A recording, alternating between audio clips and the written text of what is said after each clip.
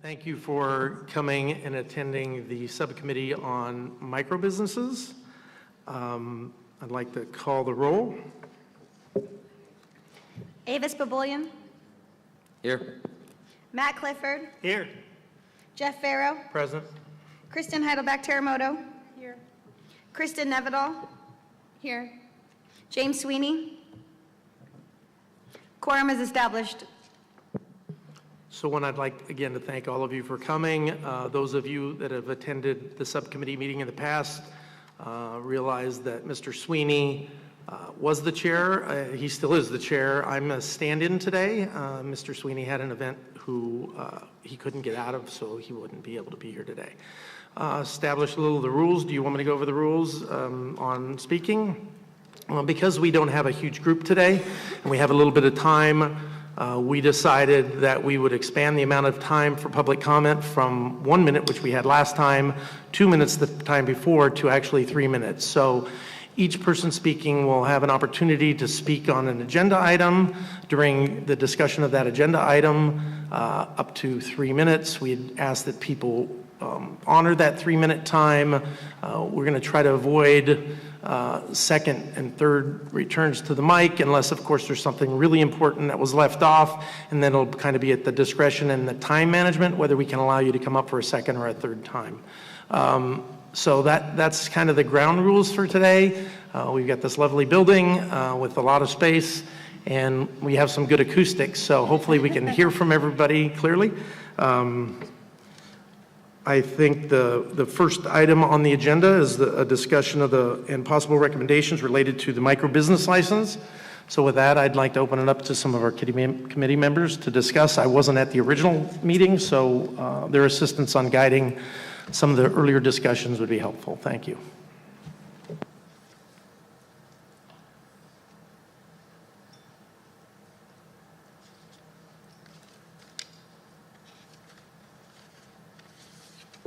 Mr. Clifford, do you have any comments? Yeah. Well, I just know that you were on the committee before, and you guys have done some good work, and you might have some work that was done that you might want to share with us, and so we can start to consider some of the discussions that the committee had. Yeah, and I think so. The basic problem, as I see it, that we want to address is the idea of the current microbusiness regulations. In the sense that as the regulations have interpreted the statute, as I've said before, the intent of the statute seems clear to provide for small growers, provide a way to enter the market and give folks microbusiness tied to cultivation. But the way the regulation's been interpreted, there's nothing in the regulation now that has the micro part of it. It has an encouragement to small operations, and so because of the way that it's been interpreted, choose 3 of the 4 activities, and so to me it appears that the original intent was to tie whatever those activities are to 10,000 square feet or less of cultivation, which ensured that operations would be small and that there would be this ability to engage in the various activities provided they were tied to a small 10,000 square feet or less of cultivation. And so to me, the question for the subcommittee is how can we recommend that the regulations and or the statute be modified to get back to that original intent to provide the subsidy to small operators tied to some 10,000 square feet or less of cultivation or some such thing to fill that niche in the market. And I don't have anything other than that, looking for ideas to go back and address the original intent of the statute to provide that. Kristen, I don't know if you chaired the committee. I don't know if you have further thoughts in that regard. I do recall that, I believe I recall that as a subcommittee, we made that recommendation, and then as the broader CAC, we approved the recommendation that there be a monetary limit set on microbusinesses that would require entities that expanded beyond whatever that monetary limit was to then acquire multiple licenses, right? Instead of having this kind of ceilingless microbusiness established. And I think, kind of looking back on the comments and the recommendations, there were also a lot of challenges around the single premise issue with a microbusiness. So the microbusiness, when we're looking at cultivators and as a model, kind of as a whole, the microbusiness is currently developed really only fits for urban business entities, right? Because when we're looking at agriculture, activities such as retail and or manufacturing are not often allowed in that land use area where we would see agriculture be allowed. And so we had also heard, I feel like, from a lot of stakeholders that if the state could provide some sort of way to have a microbusiness licenses and then register or have sub-licenses allowing you to be cultivating on a agriculturally appropriate land, but then have your retail in an urban area, right, which is what makes sense. Because we had also tried to kind of fix the retail component with this concept of farm stands, right, knowing that there could be maybe an opportunity to have seasonal sales in some areas, and that has not moved forward. So I think the premise and the kind of lack of a ceiling have been two additional huge challenges with the microbusiness. Oh, and security, sorry. So security requirements was another one that was really challenging because this basically currently requires that the same sort of security for retailers, right, to be implemented, and that's not always feasible, especially in a rural area where you might not have power, right, from the grid, and you might not have internet or Wi-Fi connect 24/7. So some of the security requirements seemed like it would be more appropriate, especially if the microbusiness was tied to cultivation. Cultivation security is up to the jurisdiction to put into place, and so there had been some discussion about whether or not the jurisdiction could also manage the security requirements for the microbusiness. And most recently, I think the exclusion of any portion of the microbusiness activity being conducted in association or in a home, again, makes it even more challenging for the smaller farmers who are using or had hoped to utilize the microbusiness to continue the creation of value-added products. So, yeah, it hasn't necessarily worked for rural entities in any way.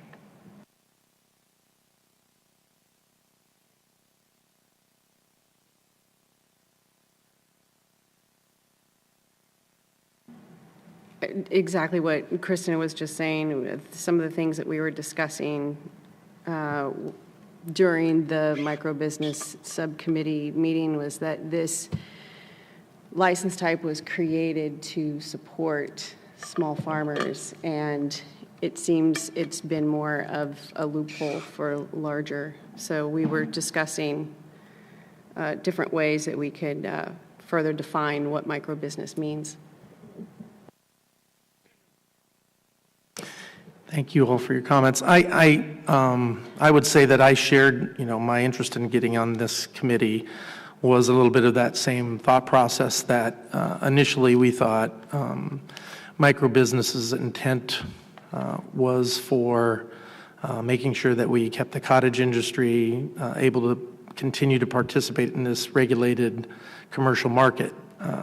But I also understand that more now that because in the licensing development there was really no other license type to address employers who were currently operating in a vertical integrated state, and vertical integration had created a lot of controversy.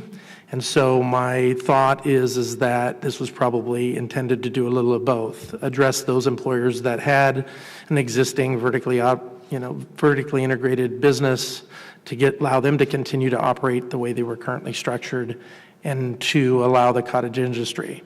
So when you try to take two groups of interest and put them into one box, it makes it a little more difficult to address those, because some of those vertically integrated businesses were already pretty robust. And so actually shoving them into something with a title that the word micro is pretty clear. If you look at the definition, it doesn't talk about large and expansive. It really talks about something small and minute. So I know that's why we wanted to talk here today, to see if there is a way that we can address those kind of differentiations. With that, does the committee have any recommendations for the group on this matter that you'd like to see us make a recommendation or a motion? I think I would. Oh, I'm sorry, Avis. Hey, Avis. I'm glad you joined the group too. Thank you. So I think the question is really about how do we bring it in line with what the spirit of it initially was intended to do. The microbusiness license, so before when we were dealing with the three-tiered liquor distribution model, and then when we moved on to the adult use, the microbusiness was more of your vertically integrated license intended for the smaller operators to go from seed all the way to the sales to the end user with its 4 categories. So I think with the definitions and everything, the license provides for the full vertical. Now, to bring it in line with what the spirit was, it's really about identifying where the opportunities are that could benefit the small farmers and be able to layer that in or incorporate that into the microbusiness because all the microbusiness does or any of these licenses do is really authorize the activity. So if with the microbusiness license, the full vertical of activities are authorized, now it's what are the incentives, what are the value adds that can really benefit the small guy versus the bigger guy that's going out and getting individual licenses, whether it be deferred fees, whether it be the opportunity to expand out additional licenses or preferential treatment or some sort of opportunity along those lines. And at some point, if you're in the business of it, you're going to hit that point where now you need to really scale above that and then just creating that pathway forward. So I think before we're making any recommendations, really hearing from the audience on what sort of incentives, because we've got the full vertical authorized. It's what can be layered on top of it. What would the industry, what would the small farmer would like to see incorporated into that vertical? Okay. I think that's a good suggestion because we have a lot of people that I think have some interest in this topic here with us today that might want to give us some ideas of their thoughts. Remember, we aren't here to answer questions. We're here to hear your input and use that input in our decision-making as a committee and a subcommittee. So with that, unless there's any other comment from our committee. I think just, one additional comment, and I am having a little bit of a hard time hearing the other speakers. It's almost like the sound's traveling away from us. Right. But it seems like maybe Mr. Babolian had mentioned that, the microbusiness as it currently exists is kind of out of the bag, right? And I don't know that we can unwind it. But I do think there's a lot of opportunity to discuss and talk about structuring a new opportunity. And when we talk about, kind of the spirit of, or how we think the spirit of the microbusiness was developed and wrapping it into cultivation and small cultivation, there's some considerations that have to do with not just maybe square footage, but production amounts, because square footage is really, it doesn't necessarily give you the same sort of production amounts if you're looking at a seasonal cultivator versus an all-season cultivator. So I think if we're going to look at the microbusiness and how to create an equitable opportunity for small businesses to get off the ground, we have some components to look at, beyond license size, but looking at production amounts, looking at if there's a way and how we can creatively figure out how kind of multiple activities can happen without forcing them into one location. And I think those are some of our kind of bigger challenges today. And I think you're absolutely right. So with that, we have a couple speakers at the mic. I think you're going to be told start on my left and work to the right and fill in as people leave. If you have something to say, we'd appreciate that you line up if there's already 3 there, so that way we can move through. That'll give us more time to speak. There will be time at the end of the meeting on our last item to talk about issues not on the agenda, so we're going to try to keep tight to this agenda item. Sure. In response to some of the comments I've heard from the committee, I just wanted to make sure that we all understand that the requirement to be licensed at each location is actually statutory in the act. It's not regulatory. So that's something I've been wondering too. Some of the changes we're talking about, it's not clear to me whether, and maybe we should figure it out later, but whether we're talking about developing recommendations that are more statutory changes, or are we talking about, do we want to limit ourselves to recommendations that actually could be implemented within the confines of the existing statute? And I don't know if you have thought about that, Kristen. It sounds like you've thought through this in some detail, but. Well, I mean, I realize that each location needs to be licensed, but I also wonder about creative opportunities such as what we've seen with the self-transport distribution opportunity, right? So that is a license that was established to help cultivators largely get their product into the marketplace, especially from rural areas, and it limits what they can do, but it is kind of a reduced barrier of entry opportunity for them. And I just, I'm hoping that there's some creative ways to manage this issue as well. So things we can do within the existing structure. Should we limit ourselves to that, or should we think big? That's just a question I have. I mean, I do worry a little bit about timing. So if we think big and force this into legislation, these opportunities would not become available potentially for a licensed entity until sometime in 2020. And I do have a lot of concerns about the status of existing cultivators, especially existing cultivators that have been engaged in value-added product creation. They've been serving patients for a number of years in many cases, and they're right up against the wall of losing their ability to participate. So I think the timeline is, if we can figure some creative way, I would prefer sooner as opposed to waiting for a legislative cycle. And what I think would be prudent on us is to look at both, right? We shouldn't, because the deadline for legislation, we could start working on something now and finding, or making recommendations to find authors. We can make a recommendation to the Bureau to do that. I know that other boards take action and then try to find a sponsor on things, and realizing that it'll be some time down the road, but if we wait till this goes through and then start doing that, we might have to wait till 2021 or 2022. So I think it's really good that we look at both. We should probably put them in 2 columns and make recommendations upon both. Now we're going to open up for our public comment. Just 2 housekeeping items. We are being webcasted today, and we have a court reporter with us, so please speak clearly for her to take down your comments. Again, to reiterate what the chair said, we'll start with speaker 1, speaker 2, speaker 3. So if you'd like to provide comment on this item discussion of a micro business, please come up and take an open seat. You'll be given 3 minutes. There's a timer on the table. It will be green when your time starts, and at 1 minute, the timer will turn yellow to notify you your time is almost up, and then at red, we will stop your comment for on this item. So with that, I'd like to start with speaker number 1, please. Good morning, Paul Hansberry. We questioned some of the Bureau's interpretations of the statute, which is one of the reasons we're here this morning, is to revisit the microbusiness and introduce the concept of perhaps a home business or a cottage microbusiness. Many people say that they want to protect the small operator, and many small farmers complain that nothing has been done, and they're correct.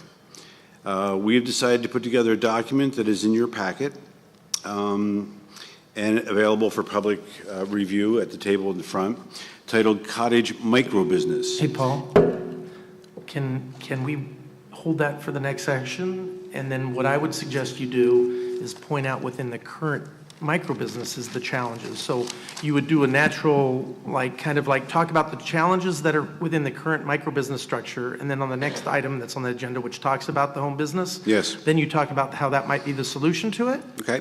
Because that'll make the meeting flow better, and we won't have redundancies, and that would be my recommendation. Was understood? That fine? Okay. All right. Thank you. So in speaking to the premises of the single premises, there's I think that the Bureau could get a bit more creative in looking at the statute in their interpretation, such as the one stipulation would be the word contiguous. It needs to be contiguous. Now, contiguous can mean more than one thing. It's one of those funny words. It doesn't necessarily mean touching. It can mean near or a sequence of events. And so having ownership or control over a location could be a contiguous part of it, so that what Ms. Nevedal was bringing up was these like an accessory license. It also says that a microbusiness has to be under one license, under a single license, but you could have an accessory license for one of the activities, because it is so difficult if you have an agriculturally zoned piece of property and you can't do manufacturing because of local ordinances, that you would have an accessory license to the primary license in order to give you that ability to do the manufacturing and actually perform as a microbusiness. So getting creative with the words, instead of sticking with one definition necessarily for contiguous, which seems to be the thing that's holding that whole thing up and bogging it down. As far as the micro part of it, yes, you're right. The ship has already sailed, and we'll be talking about that in the second part of this, with the home occupation. The limitations on, we were talking about limitations on caps for monetary. Well, people that are having value-added products, sometimes they're more expensive, they're more labor-intensive. And so putting a monetary cap on it, first of all, we couldn't understand during the first regulations how a microbusiness could possibly make $4.5 million. And then they went up to $7.5 million, and we were just totally baffled. But now we understand, due to the interpretation of what the Bureau says a microbusiness is now, that, yeah, you could. So putting things together using volume and what the business person is able to do creatively to create this value-added product, he would still be taxed on his gross sales, but he'd be limited to what they need to be to the intent of a microbusiness is for small. I think we can all agree on that one, but the interpretation of the statute, because it was silent on the restrictions on the other activities, they said it must be unlimited, which, again, we disagree with the interpretation of the Bureau. So it looks like my time is just about up, and I'm looking forward to speaking in the next part. Thank you. Thank you. Again, if there's anybody that would like to provide comment on this item, please take an open seat, and we'll move to speaker 2. Susan Tibbin, good morning, Chief Ajax Committee. I'd like to address the chair for a moment. I hope that this is in line with what you have suggested. Please stop me if it's not, and I'll weigh in a bit later. But in reviewing the SRIA for DPH, there are many, many operators who really are not interested in becoming a Walmart or a Safeway, and they want to continue as mom and pop operations, if you will. There's a footnote in the SRIA for DPH, which indicates that illegal and home operators were not included when developing the metrics, which were so important in terms of interpretation. However, home operators are a very important and very large component of the existing industry, especially in Northern California, which produces 60% of the cannabis grown in California, according to the CDFA SRIA. So, seconding the comments of Kristen Nevedal, we too are up against it, and we are hearing both anecdotally and first person from many, many people who have been using cannabis-based medicine who can no longer get it statewide. It's just unavailable, similar to what's happened in Colorado. And in terms of the timeline, we are very afraid that people who have been making value-added will not be able to last with zero income for another 12-month period. So I want to second Ms. Nervidal's comment that time is of the essence. We also appreciate the chair's comment that we may need to go legislatively, but we're hoping to do a combination so that we can include people who are just sort of hanging on and also establish perhaps a lower but a robust tax base in the northern counties because, as I've mentioned before, we're already seeing pretty dire consequences, perhaps unintended consequences, but nevertheless severe consequences monetarily because people in small communities are no longer able to support the other ancillary businesses in the communities because they are no longer able to make their value-added products. Thank you very much. Thank you. Speaker number 1.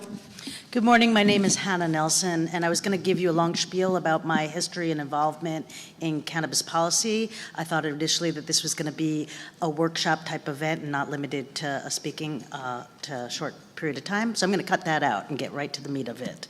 I think that the subcommittee has already identified the overarching issues. One is the vertical integration component as an possible entry for people who otherwise could not enter the market and survive, small operators and cultivators in particular, but also the land use issues that the state didn't really consider in addressing how, as a practical matter, cultivators, particularly in rural areas, are up against with respect to the other required activities. And by requiring 3 or 4 activities, you kind of have to address that. Where are they going to be doing these activities? And so I think that there's 2 separate issues. Likewise, I think that there, in addition to the micro-business tool and refining it and coming up with creative solutions for addressing some of the difficulties, I would request that as an agenda item or a topic of discussion after your 2 agenda items, I have a list of other tools that are not specific just to micro businesses, but are specific to assisting small operators with respect to the barriers of entry or the barrier of staying in business. And so I would request that you take up that issue after, during public comment or whatever. So with respect to micro businesses, I think that it's very, very important to look at tiering the levels of micro businesses, both in terms of fee structure and perhaps, I don't know whether production only or a combination of production and gross receipts or some way tiering all the levels, both within the individual activity as well as overall.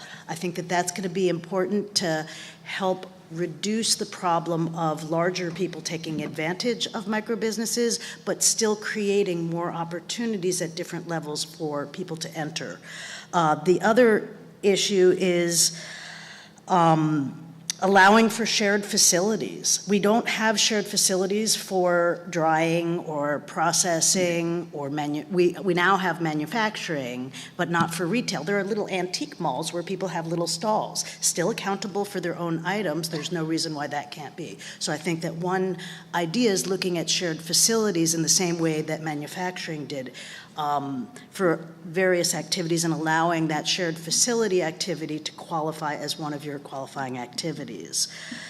The other idea is to allow non-shared but separately located premises to qualify. So if somebody has a rural Thank you. I'm sorry, your time is up. Okay. Thank you. Speaker number 2.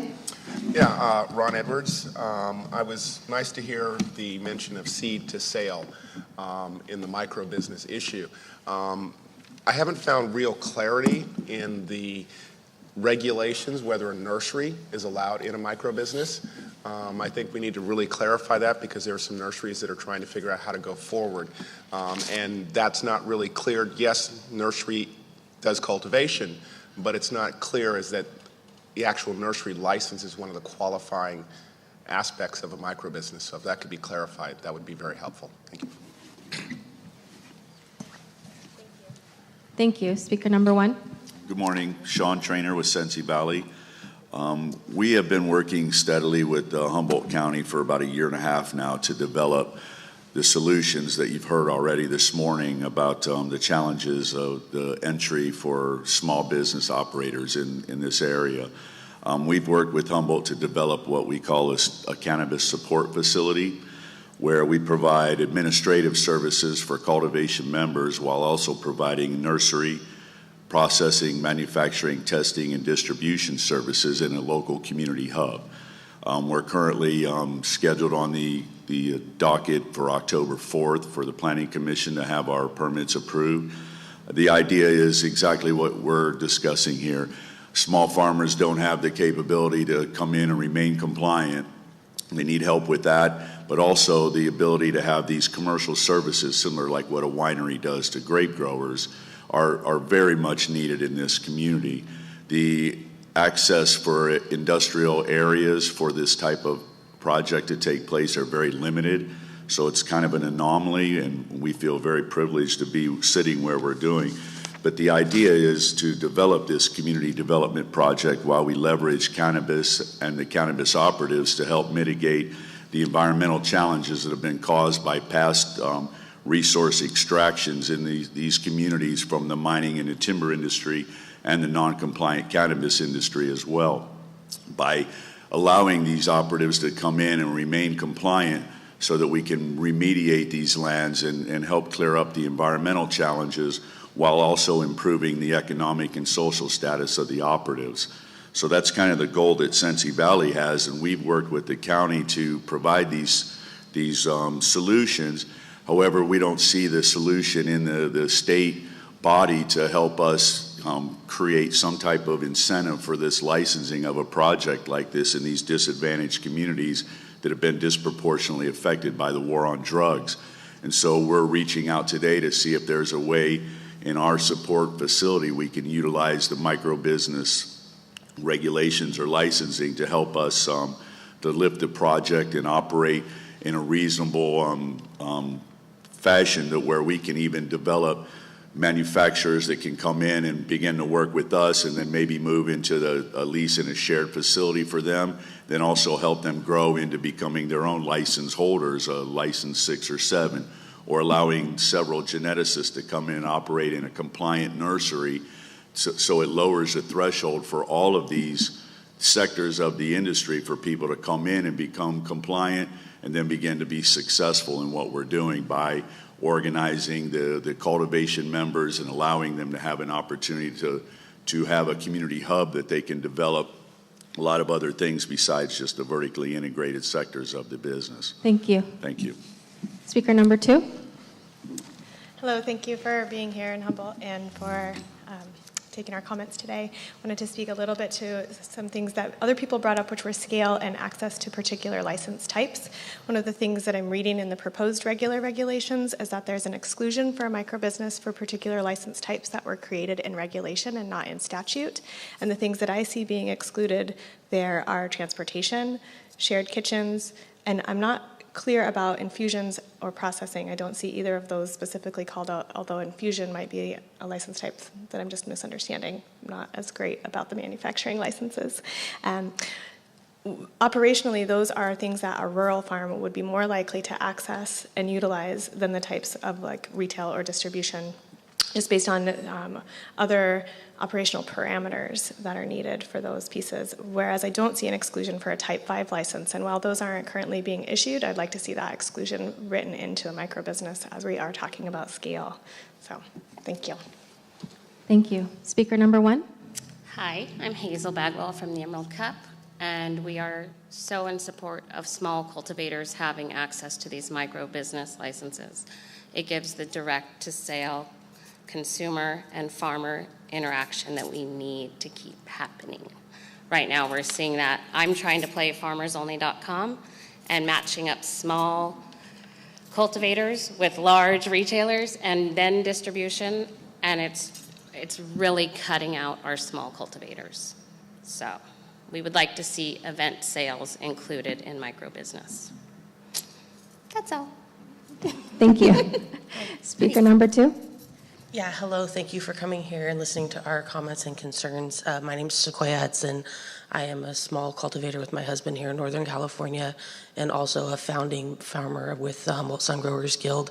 And we have many members who were very enthusiastic and optimistic about seeing the microbusiness developed and thought that that would be a tool for them. And they since have found many barriers to that. And I just would like to talk about a few of those things here for you guys to consider.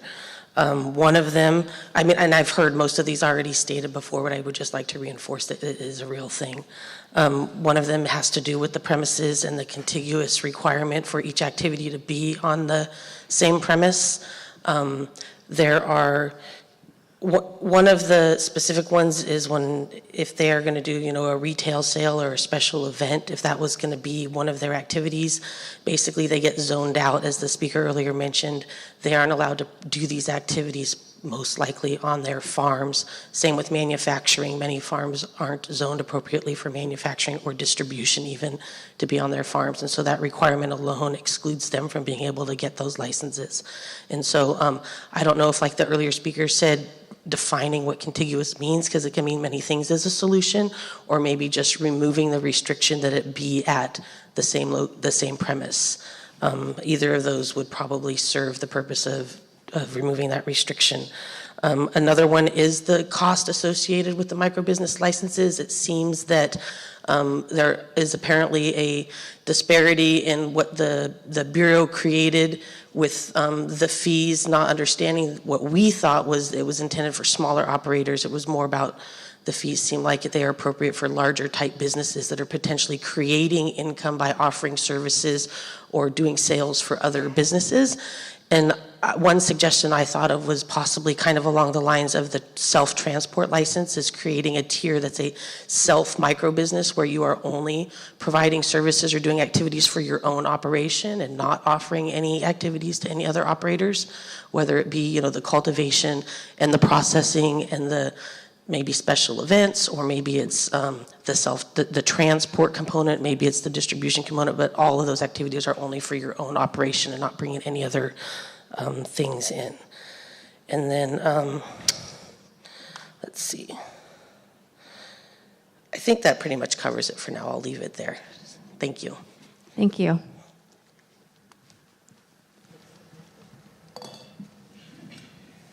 Speaker one, go ahead. Susan Tibbin, thank you for allowing me another bite of the apple.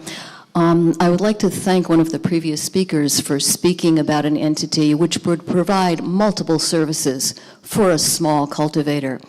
But I also want to talk about the elephant in the room, which is that for many, many small operators, particularly in rural areas, who have been making cannabis-based medicines, topicals, tinctures, etc., for decades, we do not want to farm out what we do to another entity, although we respect their expertise and we understand that they provide a valuable service.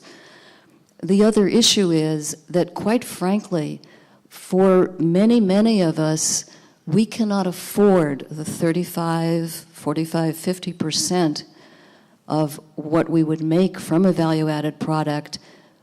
We can't afford to pay that to an entity who provides multiple services and is a hub, so to speak, for a community. This is not specific to Northern California. As Paul and I have traveled the state, we are seeing this an extreme concern for small operators statewide, particularly in rural areas.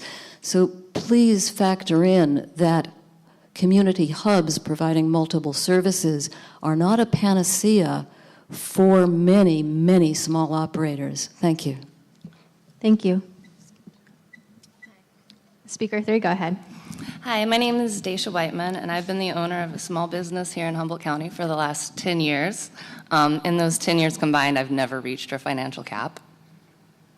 My concerns are the cost of a processing facility. The requirements to make what I produce are a lab and a kitchen, and to have a licensed facility with those and the sprinklers installed and current building codes and permitting and cost of land, it pretty much means I have to look into letting go of the knowledge that I've gained and letting go of helping the people I've helped in the last 10 years.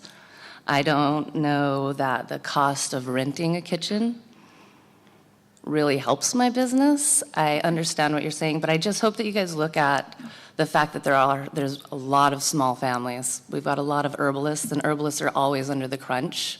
We're going to be seeing pharma come in because opioids are starting to be treated effectively with what we have. So we might want to stop and think about the herbalists and what we can do to stand up for that presence in our community, because we know pharma is going to be here soon to hop in, and they have a giant financial wallet compared to what we've got. So I'd just like to leave it at that, and thank you all for your time. Thank you. Speaker 2. Yes, I just wanted to mention 4 more specific items. In Mendocino County, I was successful in advocating for a mix and match approach to cultivation, which means that if you are applying for a permit in Mendocino County for indoor, mixed light, or outdoor, you can do up to the total limit that you're authorized for any of those types of cultivation activities under one permit to help save the fees. The requirements are still there that you adhere to whatever the different requirements are for each cultivation style, but that's another thing to look at, is whether or not there's a mix and match opportunity for the cultivation component.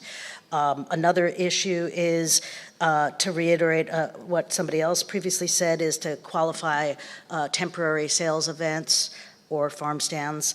And this may seem like a very tiny issue, but one of the requirements is hours of operation, and I think that that's a very unrealistic thing for most small, tiny operators. The way that the hours of operation rules are written currently are not realistic for a small farmer. And then the other kind of elephant in the room, and this is not specific to microbusiness, but I think really needs to be addressed, is that by insisting that cooperative associations are limited to 4-acre caps, you all of a sudden disabled on the other end the banding together of small cultivators. And so while the cap on the other end was not instituted, this cap remains, and therefore the effectiveness of people banding together limited to 4 acres means that very few participants can participate in a cooperative endeavor. So I think that that's a component obviously outside of the scope, but I think that needs to be integrated into the discussion. Thank you for an opportunity to speak again. Yes. I know we're not in, responding to your questions, but I do have a question. Sure. You touched on the item before that was hours of operation. Yes. So give me an example of why the hours of operations as they're currently structured or something that we should worry about for small farmers. Sure. So currently, and I don't remember the precise hours, but I think it's, Monday through Friday, 8 to 5 p.m. or something like that. Somebody has to be on the premises. And with small farmers, just as any small business, you're usually the chief window washer, the farmer, the, payroll person, the everything person, and you got to run to town and you got to get gas and you got to get your kids and you got to whatever.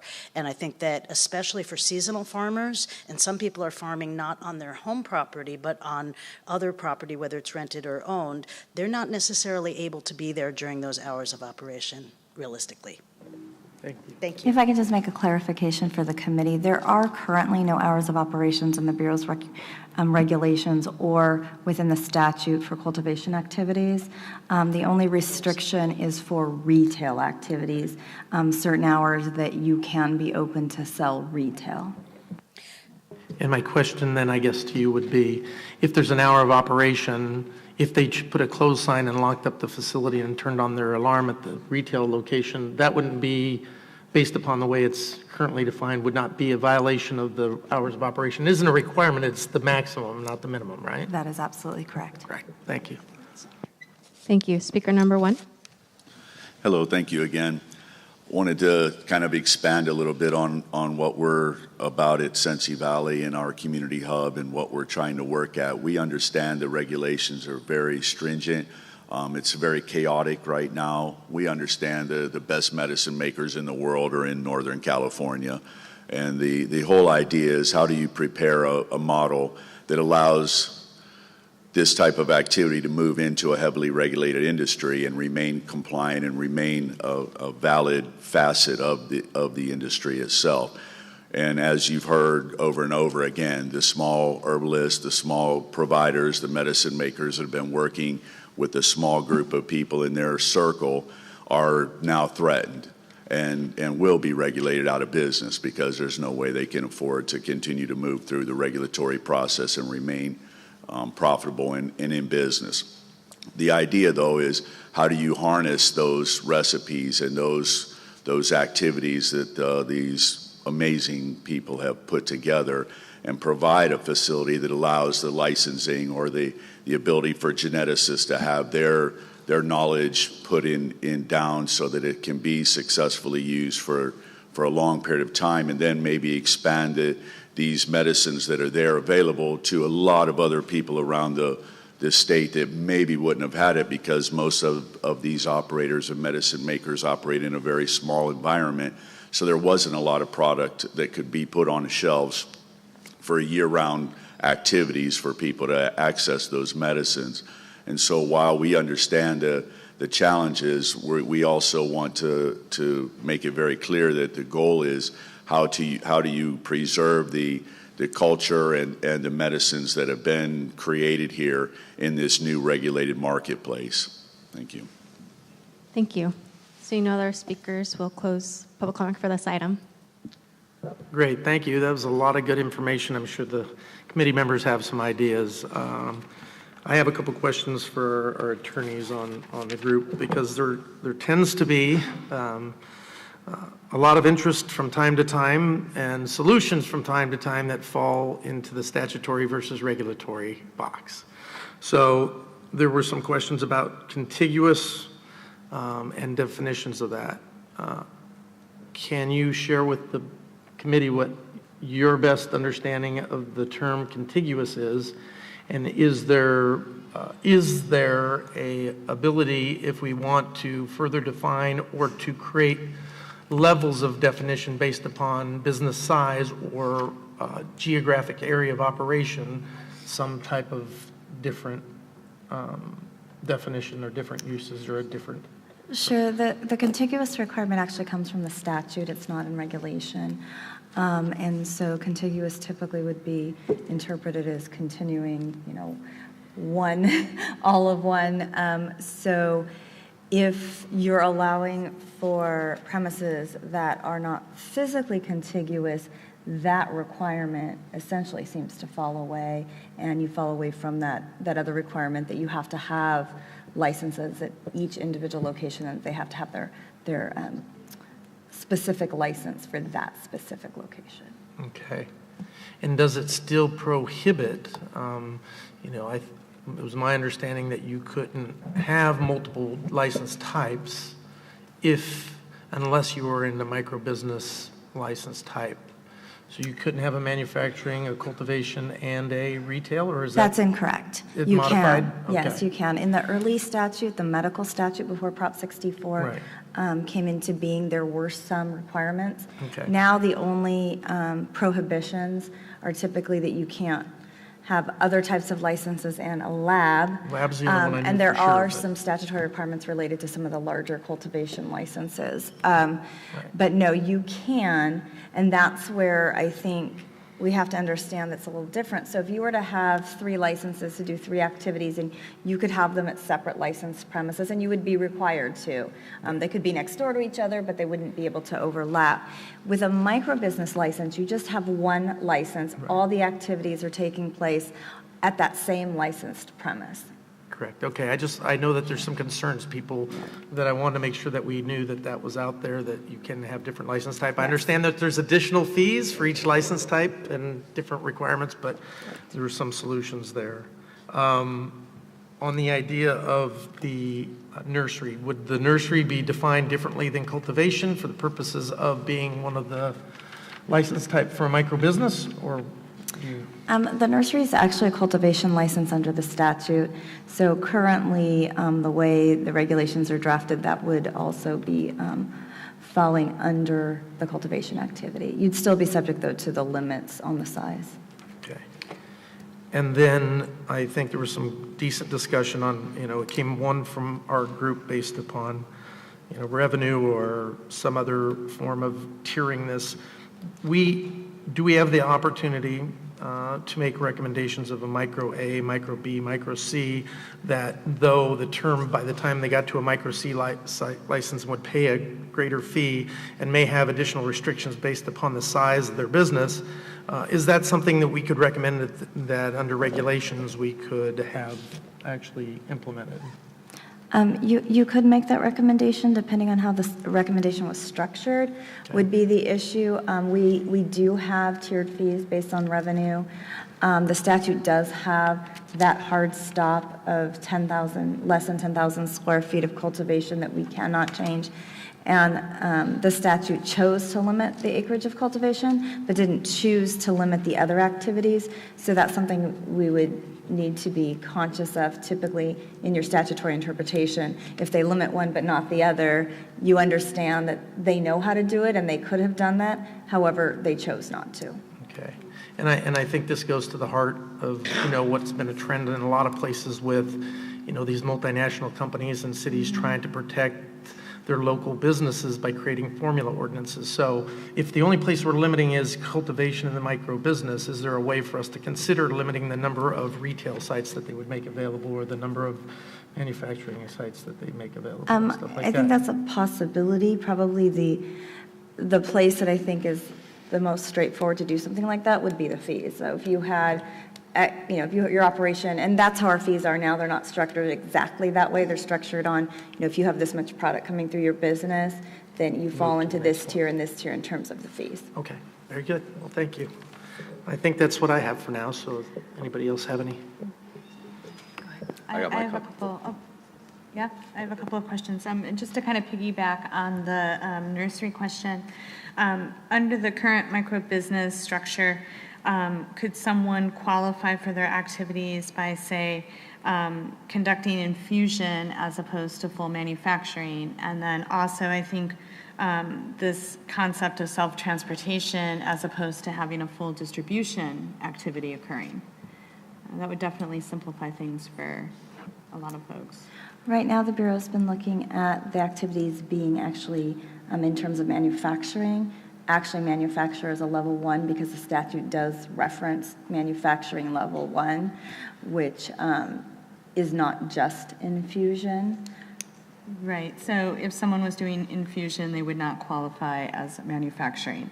It would depend on how they're licensed.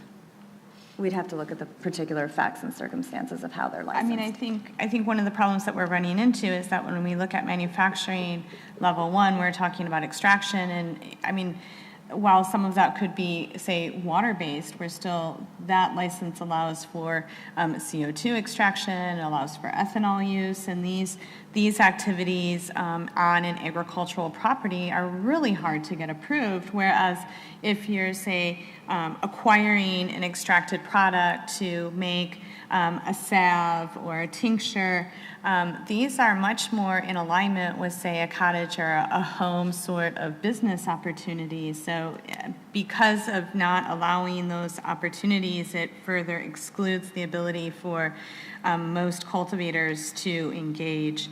And then also, I could use maybe some better understanding about how and if shared kitchens. I mean, I'm assuming that because you have this shared manufacturing opportunity, but if you're a microbusiness, can you do your manufacturing in a shared manufacturing facility and still qualify, or? We'd have to look at the specific situation, a more general, just kind of will this or not. I think unfortunately sometimes we're going to be looking at how they're licensed and the specifics, so I can't give you a one-size-fits-all answer on that. Okay, thank you. And I think, again, we could ask the same question on the level 1. We could potentially make a recommendation that you'd have a level 1A and a level 1B, and A being allowed to only have like titrations and non-hazardous or non-pressure extraction processes. And then if you go to a level B, you would end up in a 1, and 1 would be prohibited in a micro business, and 1 would be allowed in a micro business. potentially, or one would be allowed in a microbusiness. The first one might be allowed if zoning permits only that, and the other one be permitted if the zoning happened to permit it in that area. Yeah, you can certainly make any recommendation, but do keep in mind that the statute very specifically speaks to level 1 manufacturing. Sure. Go ahead, Avis. Oh, hi. Hi. Sequoia had a good suggestion, and I don't know if we've explored this or if we can explore this further. I would like to, that if we have a self-transport license, if we could do a self-micro-business, meaning you are producing your own product and moving your own product, and that would be another way to solve this problem of having already set loose the micro-business license and having these folks who already kind of go outside of what we see it defined as. I'm just wondering if that's something we can explore. Right now, we are allowing for distribution self-transport at the Bureau, so you wouldn't have to do the full distributorship of, collecting your own taxes from yourself. And of course, your product, if you were only doing self-transport, you would have to send it to another distributor for purposes of testing.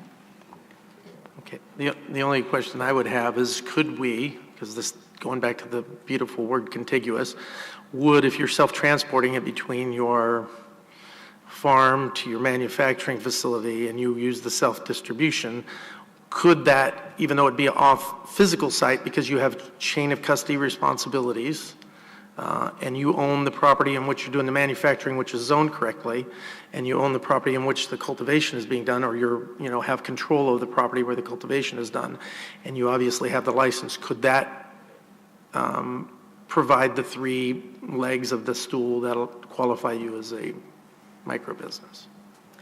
So you have to use the same premises for your microbusiness activities. It's one license.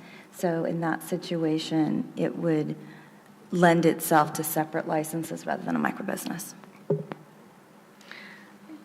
I'd like to ask just a clarifying question, going back to the self-transport. I don't think I'm really understanding whether or not if I'm cultivating and I can manufacture on site, if a self-transport distribution license qualifies as a microbusiness activity or not. The Bureau at this point is allowing self-transport. Okay. Thank you for clarifying that.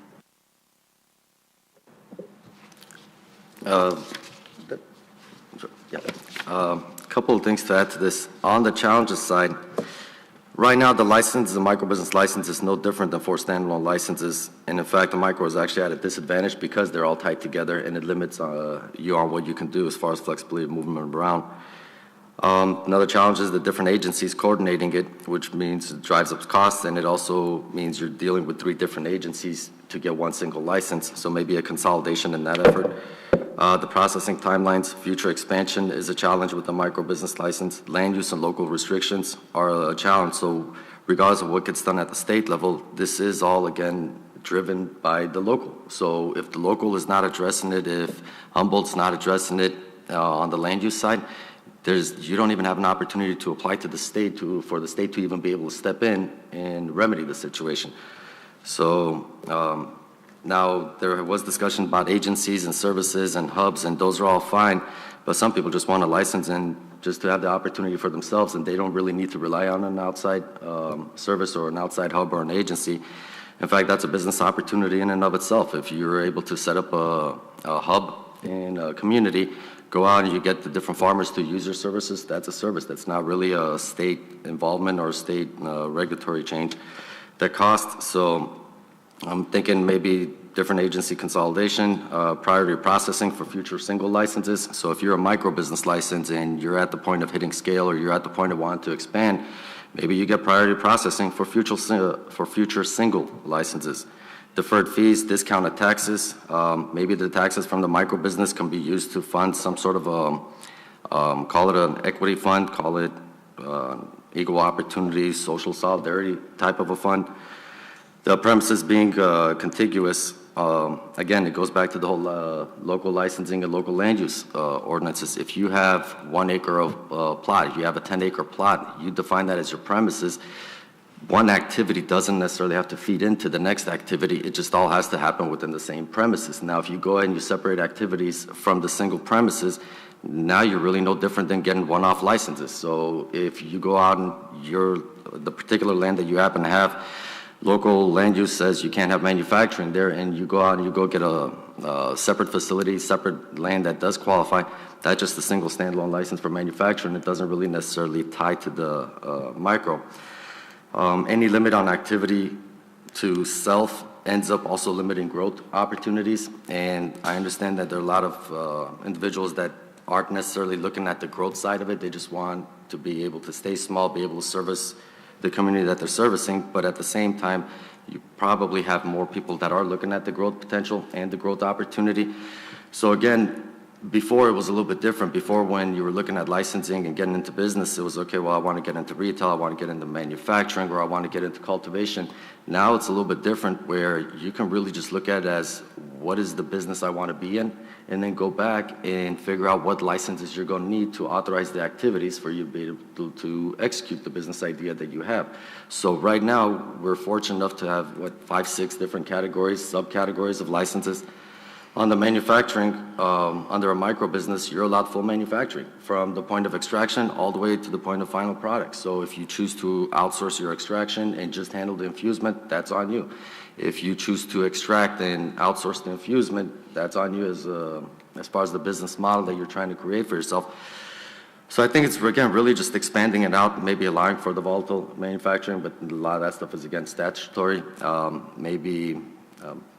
Create an incentive where it's, okay, if you're looking to stay small and service the community, that's fine. If you hit a certain dollar amount, you're not considered a micro business anymore, and your fees go up or your taxes get kicked up, because most of the conversation is really about the fees and being able to access the marketplace. And if we can address or layer it in a way where it does address the fees, it does address the taxes, it does address the activities, and provides for some sort of flexibility along those lines, I think we end up addressing the micro business issue, because again, it's a full vertical license. What you do with it is really dependent on you as the individual. If I could just jump in with a couple legal clarifications for you.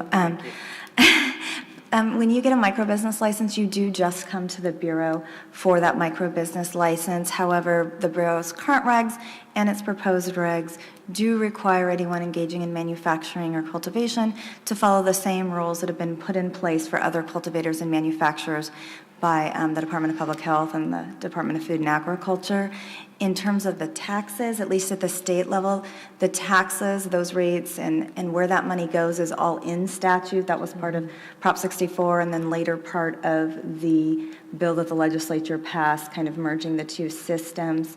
So that is something that would have to go through the legislature. The Tax and Revenue Code not only says this is how the taxes will be collected. It says X amount of dollars go into this fund, X amount of dollars go into this fund. So that is something that we could not change via regulation.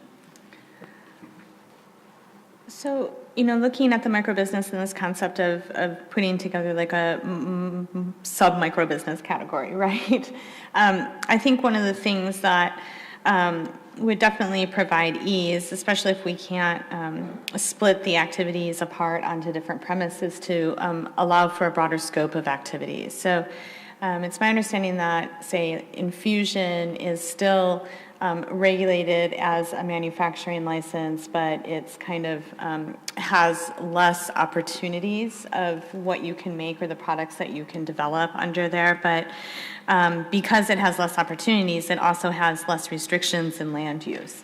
And so I think if we could find a way to be more creative with what's allowed under the microbusiness, it would help to free up some of the opportunities for these folks that are creating value-added products. So, for example, I think another good example of that is the comment about allowing for the retail sales component to be fulfilled by conducting your sales at events. So we have licensed event opportunities. They are pretty intensely regulated, and so if I could cultivate and then have a self-transport license and then conduct retail sales at an event, like the vast majority of small cultivators can qualify for those activities on an agriculturally appropriate land, but if we aren't going to include those opportunities, then they're instantly shut out from consumer direct sales, from a microbusiness, from accessing the consumer in the way that they traditionally have over the past 20 years.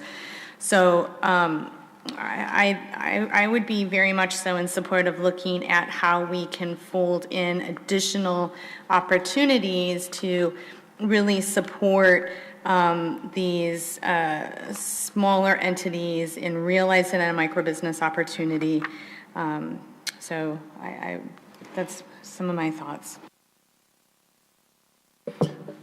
You know, the one other thing that I think has been consistent from the organization I do my daily work with is that many of the municipalities we deal with have no really idea of all these different types of manufacturing and what the different risks are to having them, just like they don't understand how to have different types of license types and what kind of businesses to permit. So for the purposes of this, you know, I think it would be helpful if we could ask the Bureau to maybe provide, we often ask for the Bureau to provide operators kind of an outline of what they can do and can't do and what the differences of those are. I think it would be really important because a lot of the roadblocks on all of the stuff we're trying to do is really boiled down to municipalities, either a lack of understanding, a realized or unrealized fear, or just the lack of capacity to really address these kind of business types and incorporate it into their existing you know, land use or their existing business licenses and processes, and then enforcement. So I think it would be really helpful if there was some type of a definition, especially since manufacturing seems to be, if there was like a, you know, a low hazard titration type extraction process that's really low in hazard that could be done and is done with other industries in people's houses, people who make things at home, that we could provide some type of outline that said this might be more appropriate in multiple kind of land use situations. This would be more difficult to have in, you know, these type of land use operations, and this would be very less prudent to do. So, and kind of provide them some guidance, and that might help take the burden off of us as the advisory committee and the Bureau and shift some of those back to the municipalities where these activities are going to take place. And if we show leadership in that, they may be more amenable to making things appropriately licensed in those communities. So that would be one of the suggestions I think we should make. And if I could get some other input from that, if you think that would be helpful. Any thoughts? Always for more education. Because the BCC is the lead agency on microbusiness, but then you still have to go through seed manufacturing and food and ag. Maybe not a department, but kind of like a group within the BCC that can lead or facilitate or assist the different applicants when they apply to the BCC. When the time comes to go to the Department of Food and Ag, that group, that sub-department, that committee within the department ends up being the lead and facilitates it, and they're the ones that coordinate it on behalf of the applicants to kind of, because there's the thing, if the Bureau or somebody at an agency level doesn't do it, that kind of limits the applicant to third parties, and third parties are pretty expensive. So maybe that's a fix and a solution to kind of expedite some of this processing. Let me just clarify that. So the applicant, unless you're getting separate licenses, you're not going to be going to all three departments separately. You would be coming just to the Bureau for your microbusiness license. The Bureau, though, would expect you to meet the same requirements as other manufacturers and cultivators.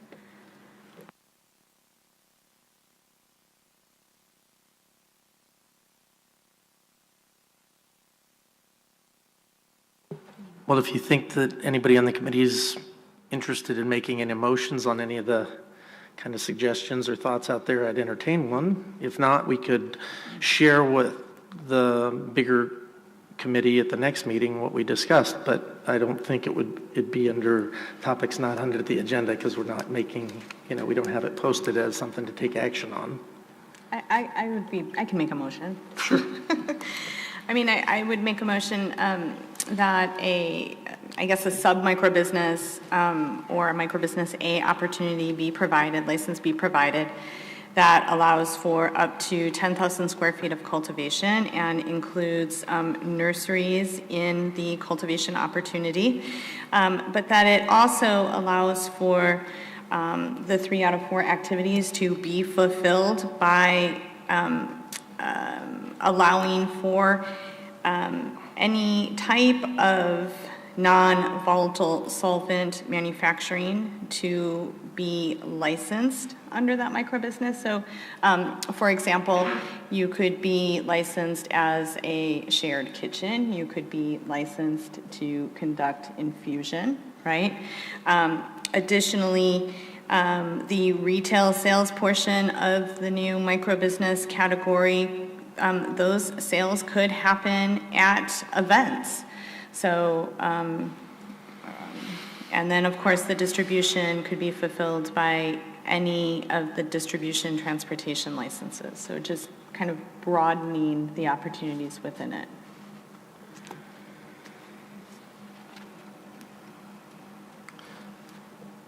There's a lot there. So let me see if I can capture this, that you want to make a recommendation that under the microbusiness, nursery be included as a type of activity separate from cultivation? That it could fulfill the cultivation requirement. So if someone is choosing not to actually produce flowers, but they want to operate a nursery, that the nursery could fulfill that. Okay. And second, you want to define specifically under this subcategory that non-volatile manufacturing be permitted as the second activity type? Right, so that your manufacturing activity could be fulfilled by, say, utilizing a licensed shared kitchen. It could be fulfilled by creating infusions, that it wouldn't necessarily have to be a full-on non-volatile solvent manufacturing activity to qualify for the microbusiness. And so I think, based upon council's definition, that we probably wouldn't have to add the titration or non-volatile extraction process? Correct. Because it would already be considered a manufacturing type. So the new piece to this would be allowed to use shared kitchens. And that would be or non-contiguous. conduct infusion. Infusion, okay. Yep. So infusion is not considered a manufacturing type as we currently, I thought it was.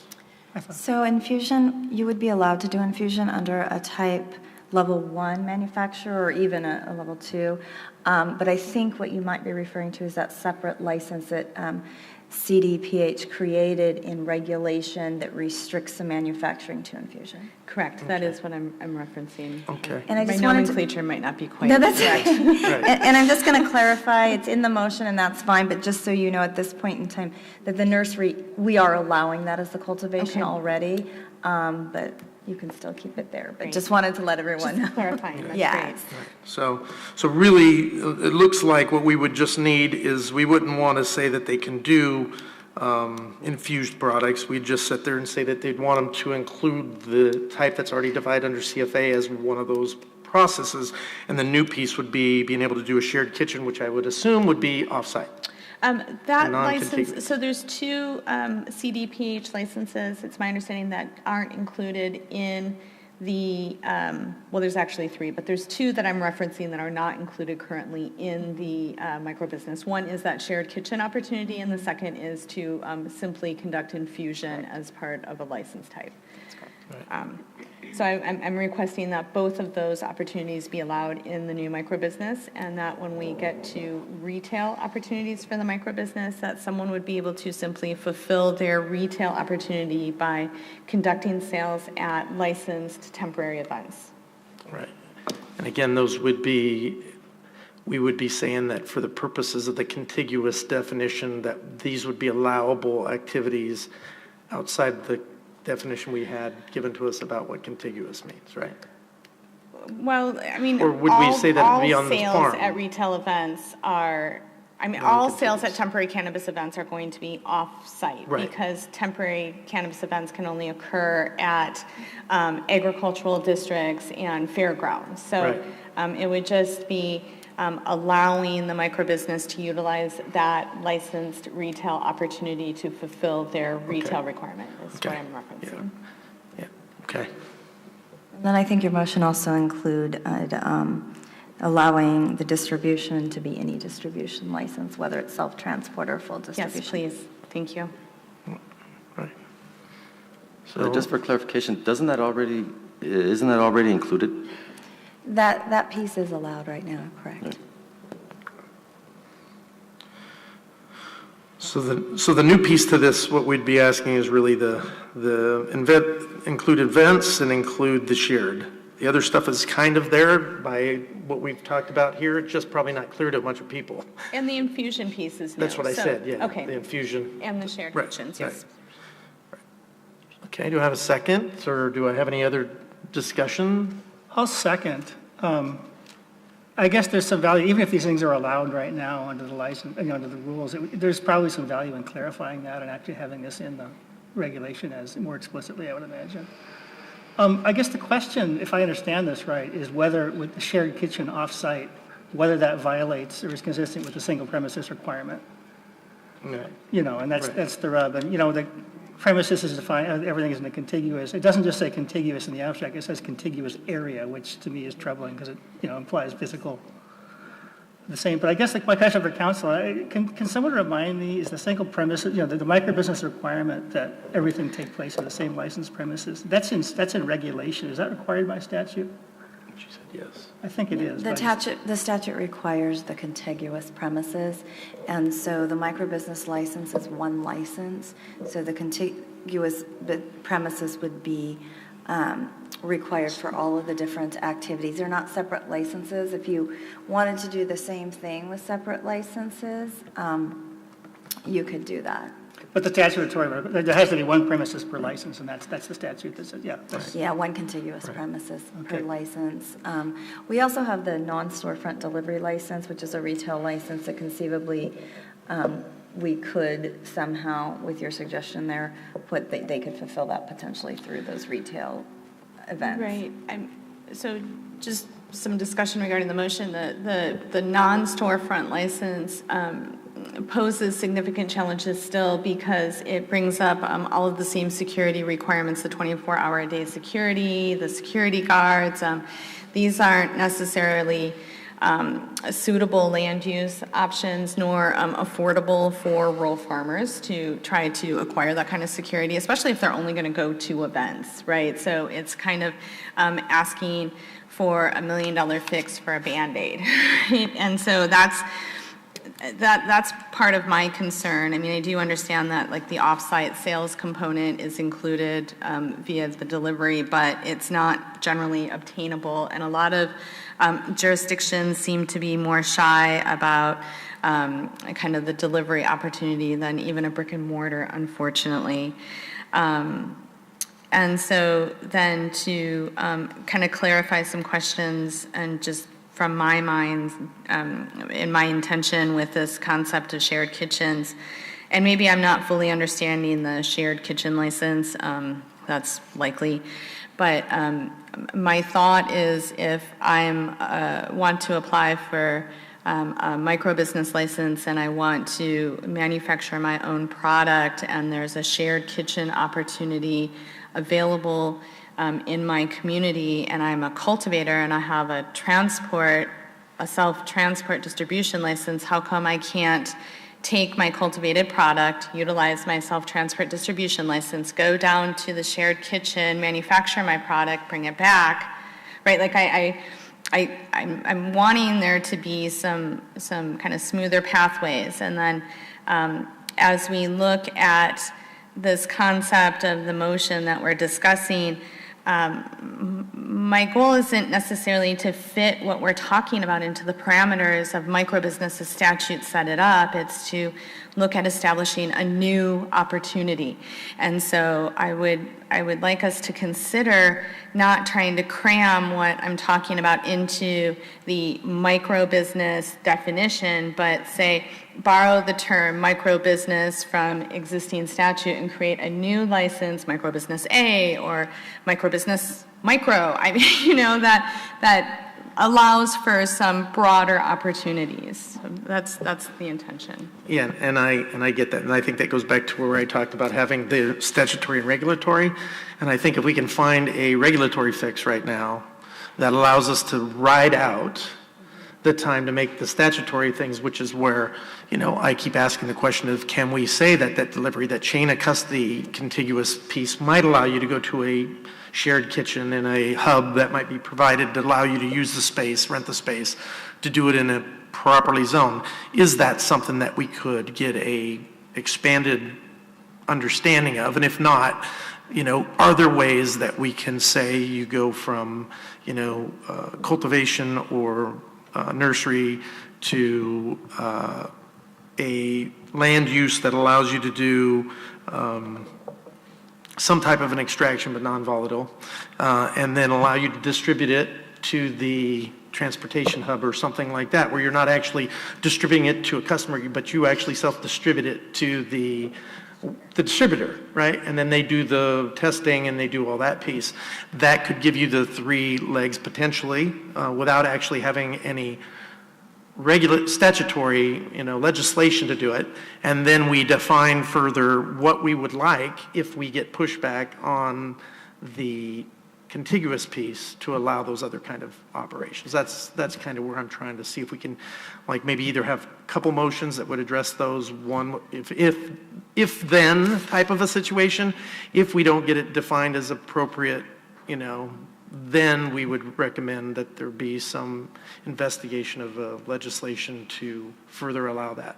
I mean, I think the biggest fear for me is, I think there is a value to the state because of the nature of the development of this industry to be able to allow product that is cultivated here get into markets that specialize on this product in different areas. I really do. And maybe other people won't, through their business model, their retail site, want to focus on a Humboldt exclusive product, but I think there would be interest that people could fly into LA very easily and consume a product that was from Humboldt and not have to spend the additional money to go to San Francisco and then catch a hop to, it's beautiful up here, they should come here, I'm just saying, and see the redwoods while they're here. But if we're looking at on trying to maximize, the ability for us to also get revenue for the state for allowing this beautiful experiment to take place, we need to find a way to be able to allow people to specialize in that way. And it's difficult on the chain of custody thing, so. Let me ask you, here's where my confusion is. If you have let's use Humboldt. You have a microbusiness license in Humboldt. It allows you to cultivate, manufacture, distribute, and retail sales. Now, the piece of property that you happen to have in Humboldt is not, the land use doesn't allow for manufacturing. So now you want to use a shared kitchen. That shared kitchen, which is off-site, has to be licensed by somebody because other people are also using it, and it's licensed through the CDPH, and that's a manufacturing. Nothing prevents that today. So if I'm the license holder of a microbusiness license in Humboldt, and then my land use doesn't allow for manufacturing or extraction, and I want to use an off-site facility that's already licensed as a shared facility, I cultivate with my micro license. I use my distribution piece of it to transport it over to the shared space. That shared space is already licensed, so all the manufacturing, everything happens. I use my distribution activity tier to bring it back, store it in my inventory, handle the testing and everything. So nothing today precludes that from happening as it is. So that's... Just if I could clarify Humboldt. So in Humboldt, you cannot manufacture on a agriculturally appropriate piece Right. of land.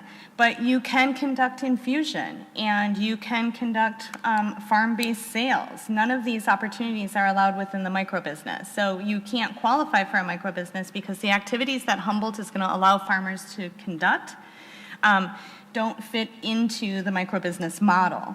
So Humboldt specifically tried to create an opportunity for farmers that allows them to say, kind of have this farm stand opportunity. So if I'm an outdoor cultivator, I can conduct on-site sales by having a farm tour come to my property, and I can conduct sales through that licensed opportunity. But the state doesn't recognize those activities as a microbusiness. So under what Humboldt allows, if I was going to say, have a cultivation license, I would have to pull a state cultivation license. If I was going to have farm-based sales with a tour, I would have to suddenly have a full retail license at my farm, which I wouldn't qualify for as a state. If I wanted to do infusion, I couldn't get a microbusiness, but now I'd have to have an infusion license. So Humboldt's trying to wrap these pieces together, but there's no way to fit into a state framework for consolidated licensing, and that really is kind of the crux of my suggestion. So just for clarification from council, the microbusiness license, the manufacturing tier of it, are you forced to do the extraction yourself, or can't you source crude and then just handle the refinement or the infusement under that activity? So if you're going to actually be a manufacturer, you would need to manufacture at your premises.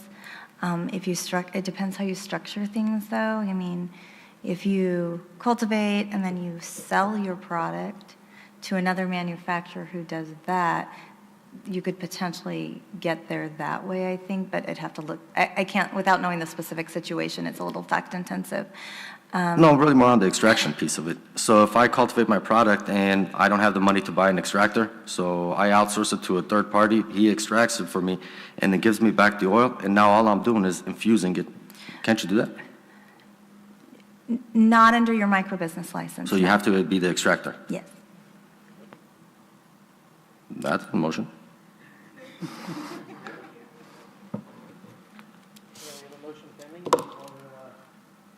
Would you want to amend your original motion to include what Mr. Baboulian just suggested? we I add? actually think it does include that, and I think we were just clarifying.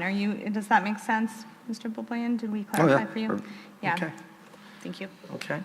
Any other comments from the? Are special events included in our amendment here? My intention was to include the opportunity to conduct retail sales at special events as one of to qualify for retail activities under the microbusiness. Yes. Yeah, I think that was your third bullet that you put out there right after you did the shared kitchen and the infusion. So, and then there was this non-storefront delivery piece that you added as well. But that creates the security challenges that then make it virtually impossible. Yes, and I believe that that's already included in the microbusiness. So Right. I believe, okay, I'm seeing council shake her head, yes, Okay. thank you. Sure. Well, with no other comments from the committee, we can open it up to public comment on the discussion and the motion that we have before us. We'll use the same rules. 3 minutes. Wow, we have no comments. No, just, sorry. Sorry, Paul. What's my thoughts? Yeah. I think that the temporary events and the shared kitchens is an excellent idea. I'm wondering if the interpretation from the Bureau of the statute would forbid that because it would be off-site. However, delivery is also included right now for a microbusiness, which takes things off-site. So instead of, if your interpretation would try to be inclusive rather than exclusive, I think that we could go a lot further and get a lot more adoption to this thing instead of in trying to interpret things inclusively, such as the temporary events, such as the shared kitchens, such as what I would recommend as an accessory license to the single license, as an optional accessory license to help to smooth and untie the hands of the local jurisdiction. The temporary event would be taking things off-site. You wouldn't have a brick-and-mortar retail. It would be maybe an extension of delivery. It could be interpreted that way. So looking for interpretations that are inclusive and incentivize people to get this license rather than putting up barriers and trying to tear down these barriers would go a really long way. Thank you. Thank you. Speaker 2. Thank you. I think I've been trying to brainstorm ways around the same location for your activities. And one possibility that I thought of, which I don't know if it will work, is looking at the activity in components. And so if you have components of your manufacturing, and some of those components include your office work, your orders, your shipping and receiving, et cetera, that are conducted on the same premises as your cultivation, as your distributor transport only license, perhaps that's a creative solution momentarily. Same thing with the distribution, and if components, I mean, I think it's already interpreted that way with distributor transport only licenses.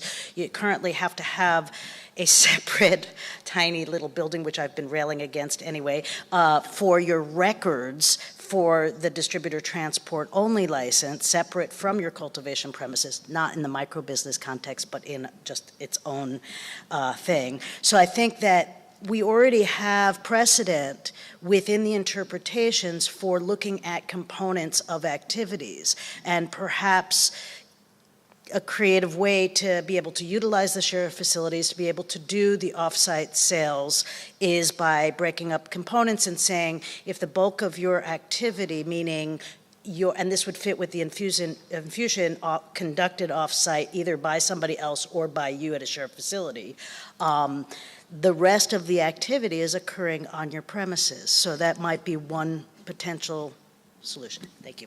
Thank you. Speaker 1.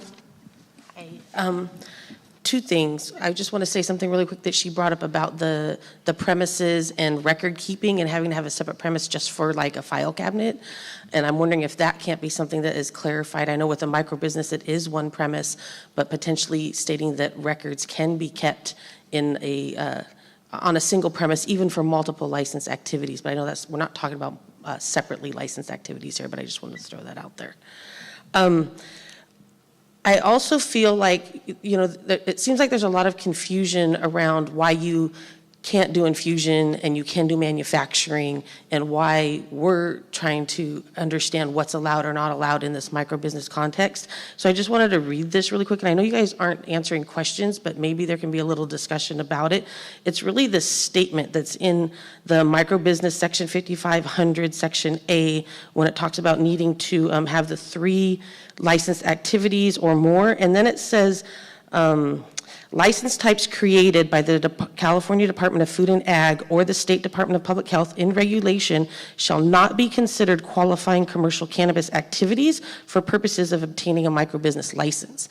And so what we're understanding is that any licenses that were created in regulation, not in statute, aren't qualifying activities. And so the the shared kitchen, the infusion, the self-transport, those were licenses that were all created through regulation, and so we're reading that and hearing that those are not allowed activities.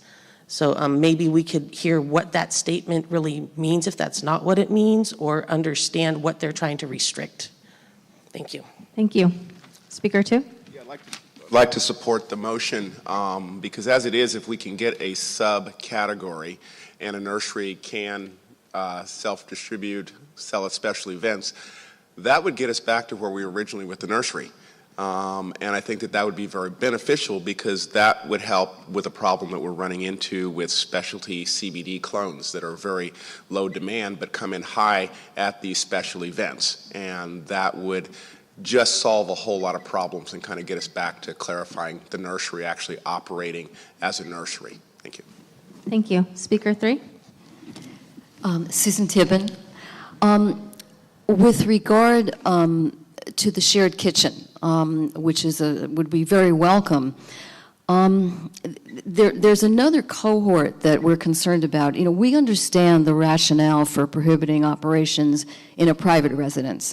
It may be that it's inconvenient or awkward for regulatory inspectors, or, you know, the rash of illegal and dangerous home grows may have triggered this decision.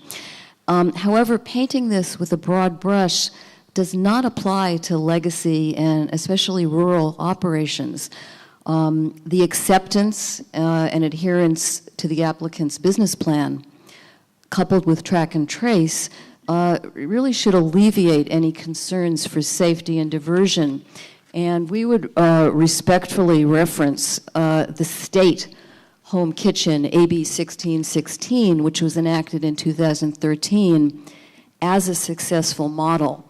We also would respectfully request that the committee take a look at the cottage microbusiness license presentation, because many of the barriers to entry that you've mentioned are addressed in this document. And we understand it's not appropriate to read the whole document, but again, we respectfully request that you take a close look at it, because it is not just generated by the two of us.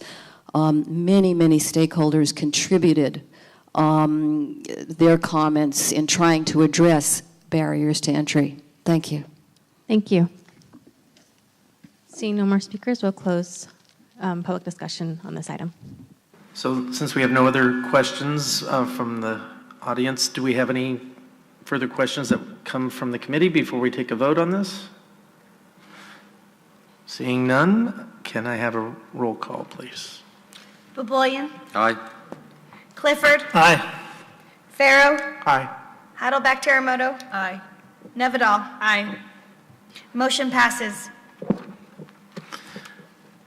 I would like to consider another motion, and the motion I'd like to make is that for the purposes of assisting local municipalities understand that they have the right to restrict under Class 1 manufacturing the types within their area.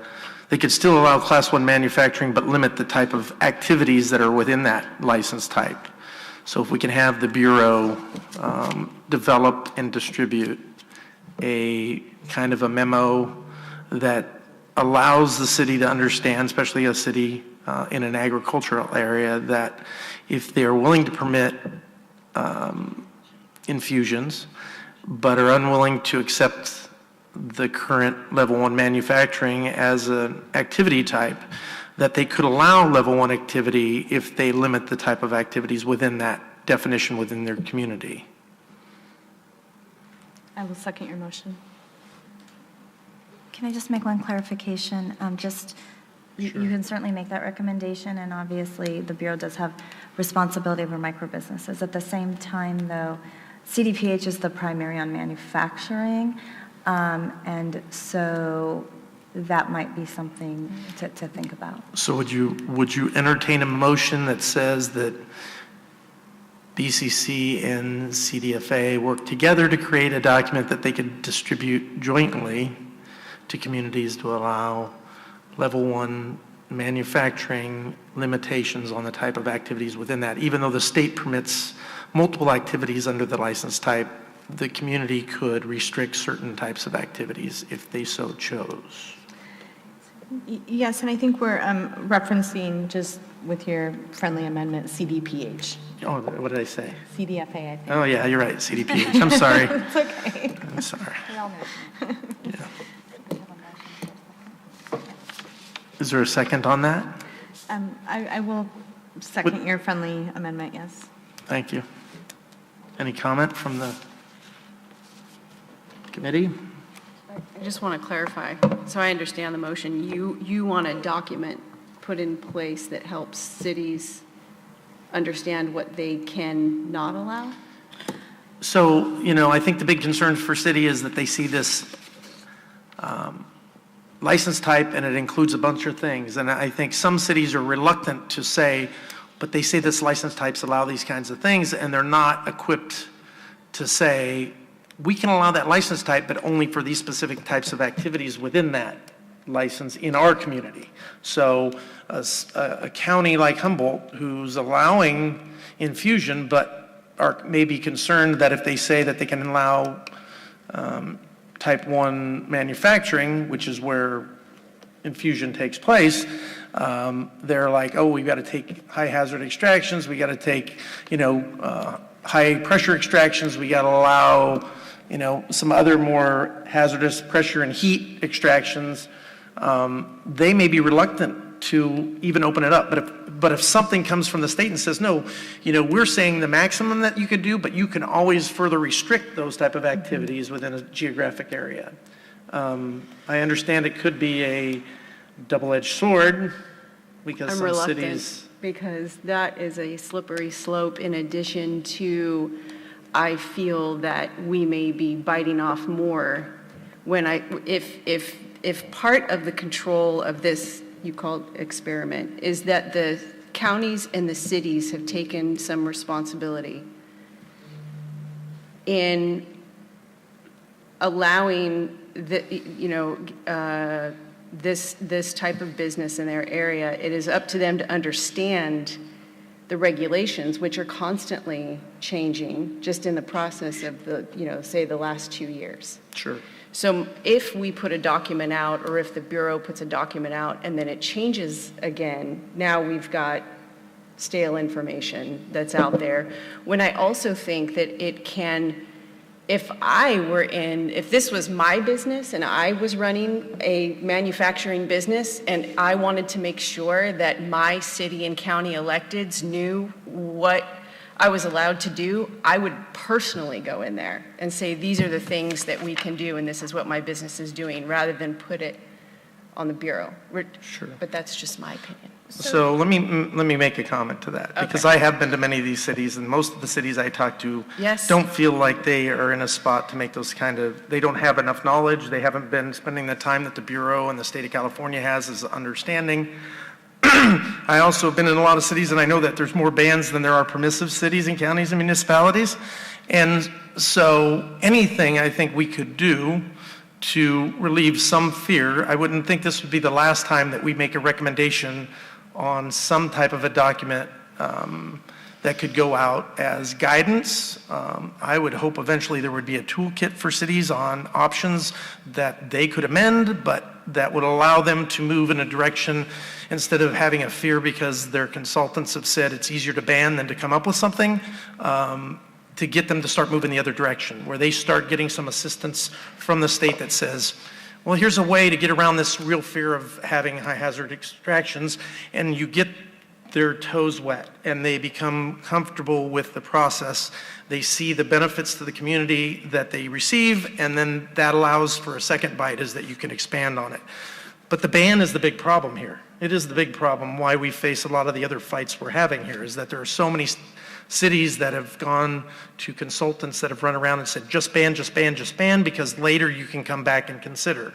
And I think, as an advisory committee who would like to deal with that, I think most of us would, and I think the Bureau, who's sitting there, who took the risk to go out there, would love more cities to participate, more counties to participate, and feel comfortable.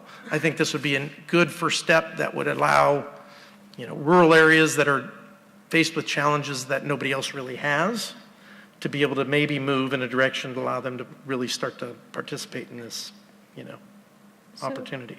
Maybe to offer some examples that might be helpful, right? So it definitely on rural lands seems vastly more appropriate in many cases to be able to conduct water extraction, which would fall under a type 1 non-volatile manufacturing opportunity.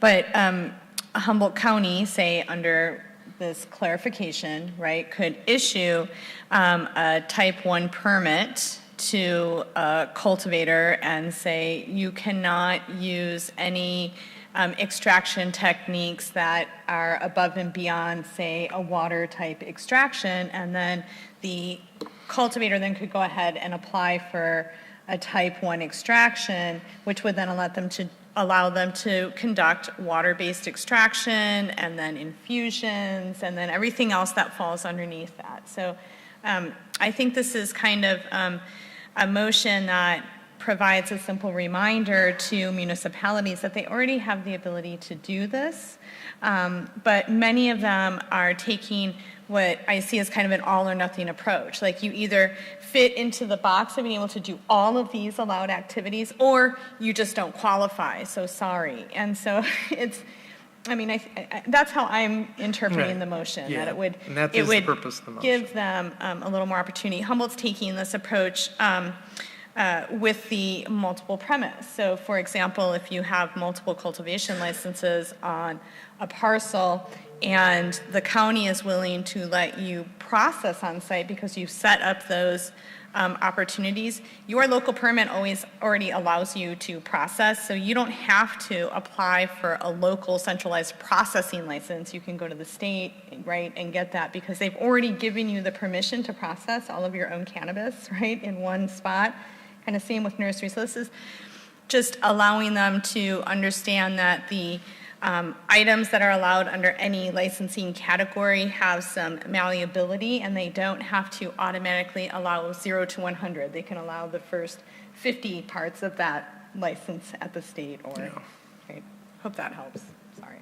So I'm going to support this. I mean, I think we're talking about education and information here. It's a recommendation. The department can do with it what they see fit. And I think the more we do to kind of elevate and get out there that this is a pathway that's available to local government, the better. And I think even just having a motion of this subcommittee, you know, setting this forward, hey, here's a way you can get from point A to point B, I think it's going to be helpful. So I don't think we need to get too tied up in knots about this personally, the specifics of it. I just think it's a good thing to have the information out there.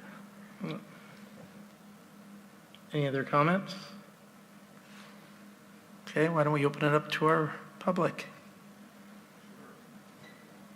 Thank you again for what you're doing. We realize it's a large task in a large state. Maybe expanding on the conversation that you're having is when a local jurisdiction does enact land use abilities for certain areas or certain parcels that are able to do functions of the cannabis industry that don't kind of fit inside of the state's regulatory body or the statutory body, maybe there's an avenue for the state to accept the fact that some local jurisdictions are providing solutions for what's happening in their jurisdiction, and yet it doesn't coincide with the state's oversight of what they've been enacted already. So maybe there's a way the state can accept what local jurisdictions are putting forth for resolutions and to solve problems that they have in the permitting process, that the state could recognize those different opportunities that the local jurisdictions are providing for their operatives in their area that solve the problems that they're dealing with. And so maybe that microbusiness can envelope some of these other solutions that local jurisdictions are providing, so the state's not guessing and then waiting on the local jurisdiction to see if they can figure out what the state's trying to do, while meanwhile some jurisdictions are very progressive and providing solutions, but not the state is behind in licensing that particular style of operation. So if you could consider that, to expand that a little bit, that would be great. Thank you. Thank you. Speaker number 1.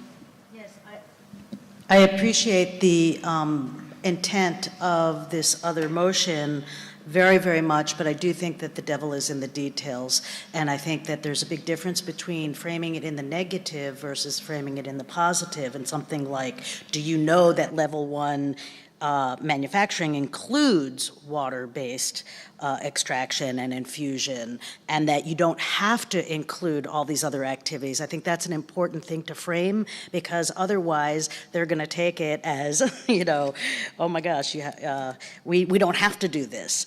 And I think that this is, the previous speaker that just spoke mentioned a good thing. We're kind of in a chicken and an egg situation here with local and state regulations.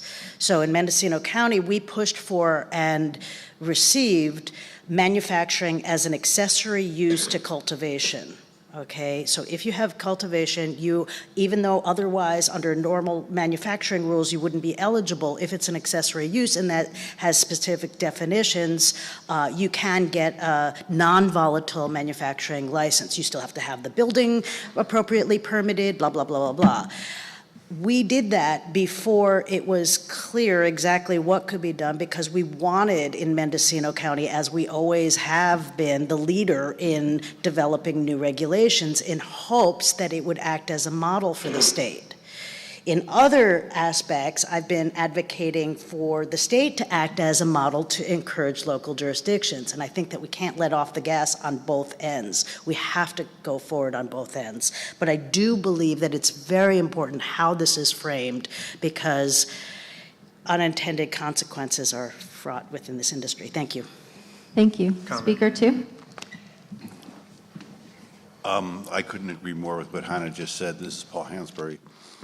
I think that the education piece is very important, but I think that it's something that they already have the ability to do.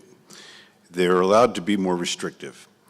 I'm myself am a bit more interested in trying to address the state to help to untie their hands so that they can be more, they have more things to work with, more tools to work with, so that they're not trying to second guess. As Hannah said, you know, they're trying to lead with the state, and they're having the accessory license for the manufacturing, if it is an accessory and not the primary function. So those sorts of things are what I'm really interested in, is on a state level, is trying to untie the hands of the local jurisdictions. They already have the ability to be more restrictive, and as an educational piece, I get your point, Chair Farrell, but I'm far more interested in trying to untie the hands of the local jurisdictions so that they have the ability to do their work and help the small farmer. Thank you. Thank you. Speaker 3. First, I want to thank everybody for coming. Can't hear you. Now, there we go. Just a reminder, the public comment right now is on the motion that's pending before the committee. Yep. So I wanted to thank everybody for coming out to Humboldt. First off, I want to advocate for this motion. I support any documentation to municipalities that would inform them about the different types of uses, how those services could be used, or land use type of designations, different types of products. There, for the information, there's also, in addition to water extraction, which is low use, there's also dry sifting, which is almost no use. You should be able to do that pretty much anywhere. Rosin pressing, there are rosin presses sold at Walmart for $2.99 now, or less maybe. And so there usage that as you scale, there should be a way for the municipalities to understand what a small usage is, what a larger usage is, and that documentation should address that in a way as well. And so thank you for your time. Thank you. Speaker 1. Hi, again, thank you for, I'm very pleased that we have this opportunity to speak with you guys and share our thoughts. And most of what I'm going to say is repeating what you've heard, but I would like to encourage support of any kind of educational component. What I see happening around the state by way of local jurisdictions is lots of times for fear of opening something up or not understanding something, they are banning. However, they also are very aware of their ability to have local jurisdiction and control over the land use that's happening. And so I feel like any kind of guidance that they can be given that can steer them into being more confident in the decisions and choices and rules that they're making would be extremely helpful. And I loved what the woman mentioned earlier about being sure to frame it correctly and making it a more positive thing than being, this is what you can't do, making it broader with what you can do and then what some of the restrictions are so that they can understand really more what they're trying to create and how it fits into the state model. So, yeah, thank you. Thank you. And that concludes the speakers for this motion. Thank you very much. And I would say that I'm not really good with words, and I know that the Bureau is very good. So I'm sure that they will frame it in a way that shines positive light on what we are trying to accomplish here. So thank you. With that, any other comments from our committee? Seeing none, can I call the roll? Baboyan. Aye. Clifford. Aye. Farrow. Aye. Heidelback Terremoto. Aye. Nevedal? Aye. Motion passes. So we have the last item on the agenda is for items not on the agenda. I'd like to ask for a brief 5-minute. Oh, I'm sorry. Can I ask for a brief break, 5 minutes, and then we'll be called back to order? Thanks.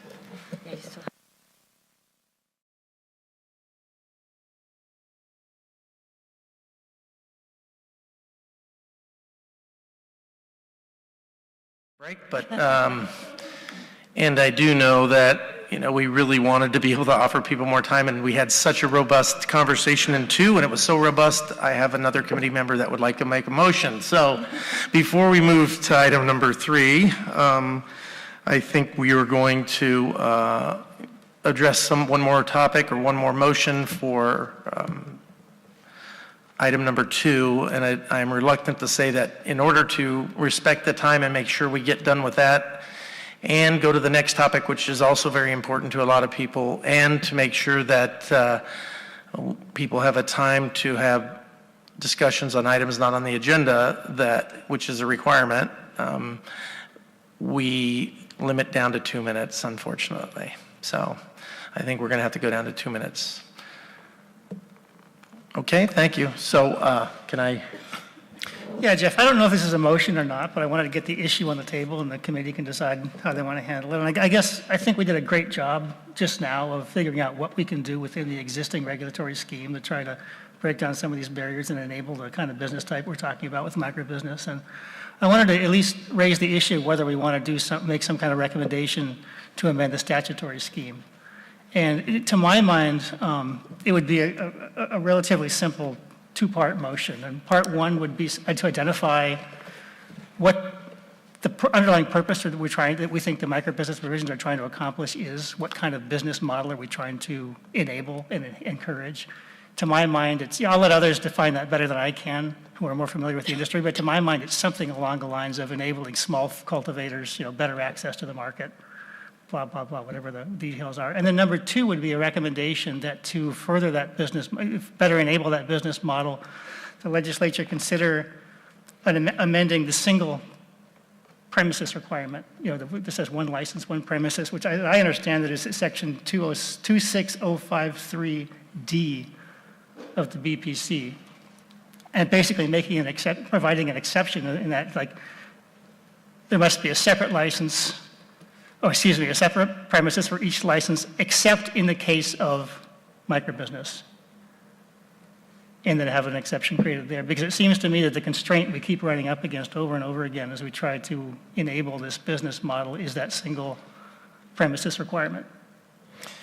And you do realize that currently the definition of microbusiness isn't micro, so would you want to then further define what the microbusiness intended to have this exclusion might look like? And that comes to that first part of the motion, which is here's what we're trying to enable. In my mind, it's 10,000 square feet or less. I mean, that's the original thing that, when I read that statute, and again, I don't have nearly the knowledge of this industry that most of the rest of you do, but when I read that statute, it says that, it looks to me like the intent was that if you're going to be a small grower in 10,000 square feet or less, we want to, we want you to be able to do that, and to better market that product and things made from that product, we want you to be able to engage in these additional activities as well. Right. And I would tie it to 10,000 square feet.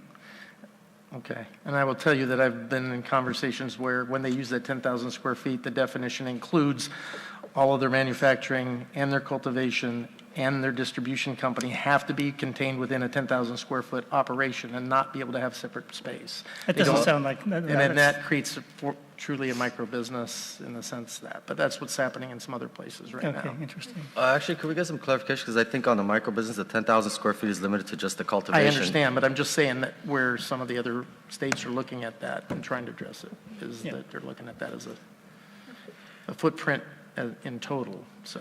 For all the business operations. Just to be clear, I would see it as a fairly broad, open-ended motion and say, here's what we're trying to subsidize and create, give a leg up to these small cultivators, and here's the constraint we've hit, which is preventing under the existing rules. Take away that constraint, and yeah. So, can you put it in a motion form? I move that we do what I just said. Okay. Yes, I can. So I would propose, I would move that we make a recommendation. Yeah. See, what? Okay. Yeah, I move that we recommend to the legislature that in order to fulfill the intent of the microbusiness definition in the statute, which is to provide better access to the market for small cultivators, that the legislature amend section 26053D to provide an exception to the requirement of a separate license for each location for microbusiness activities. That's my motion. Do we have a second? I would second that motion. Okay. Do we have any conversation from our committee members? I have a question. So the motion is allow for microbusiness licenses to have a second off-site location for one of the activities. Is that correct? Well, I don't think it's just for one. I think it was broader Anyone. than that. No, I wasn't going to limit it to just any one activity. I think it's, you could have, the microbusiness activities could take place at multiple locations rather than the one location required for other license types. I agree with that. One comment I would make so we can address it so it actually we can go through it is we would have to take into consideration the dual licensing nature of the process. So any off-site activity, even approved by the state, would still require local licensing and local approval. So maybe adding something to it along the lines of like a rider, like you would put on a contract where if local, for instance, Humboldt is proactively trying to work with the community in getting them licensed, but at the same time trying to stay in line with the state. And at the same time, we're dealing with the statutory requirement of the premises definition, all being done at the same time. So maybe layer it with a rider saying, look, if a local municipality like Humboldt, where they have land use restrictions, but they do want to address it, if they're willing to authorize like a rider, now that you're still doing all the activities on site, but then that rider allows you to go off site, which also takes care of the dual licensing nature of the overall process. The thought I have is that if we don't delineate that the other activities are solely based upon the product that was cultivated on the 10,000 or less square feet, so they don't bring in other people's cultivation to process, and they don't bring in other people's products to sell, that would be a true micro business, right? And that would give them the ability to kind of like market the specialty of their harvest. I mean, plenty of wines, the specialty higher value wines, list what lot within the particular, vine area that those grapes were processed from, and allows them to really market specific. And I think if you're going to have a niche that allows a micro business in its truest sense and allows them to move off of their contiguous, because that's what basically you're suggesting, is they can have license under the one license but in multiple locations, that we need to be very clear that they can only process that product out of that 10,000, because that 10,000 is what makes them stay micro. And if you allow them to bring in other products and process other products, they could have a behemoth extraction facility with like 100 extractors processing for a bunch of people, and they import, sort of like wineries have a bunch of small grape growers that funnel that, and then you've got the Mondavi out there. So I think if you want to have a micro business, it would be my recommendation is that we clarify that in your motion, that we limit it to the product that was cultivated in nursery and whatever, however they do it, comes from that initial. What about the micro business that doesn't cultivate? What's that? What about the micro business that doesn't cultivate? Well, then it would have to be exclusive to a, one single source, or a source that doesn't cultivate more than in total 10 acres of cultivation. It keeps them, again, staying in the, I just think that in the spirit of micro, we move into a spot where we'd no longer address the idea of the small business. It would become very big if they're allowed to process other people's product, and it defeats, I think, a lot of the work we're trying to do. So I completely agree with what you just said, Jeff. I think that should be the ties to that particular town. I think that's what this originally was all about. I'll share with you. Sorry.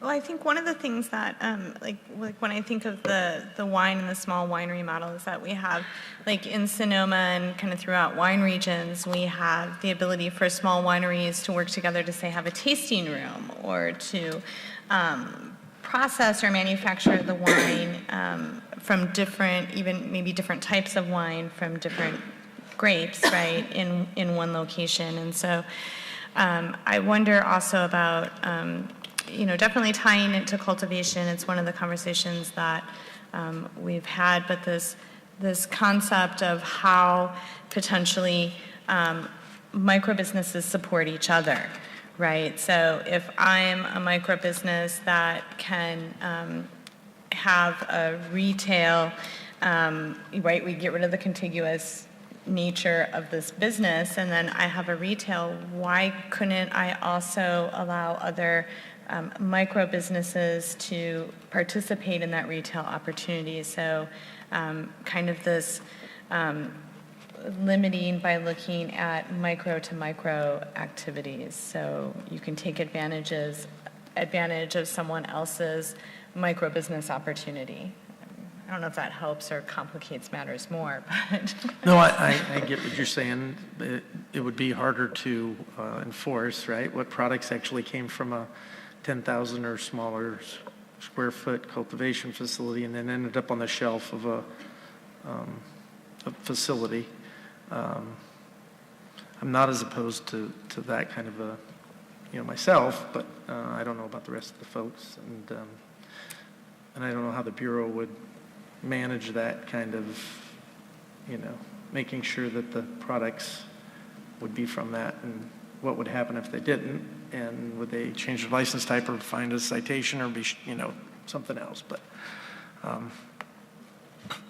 So I think my personal view in being on an advisory committee is a tendency when we do things to try to things get complicated and we try to write the statute.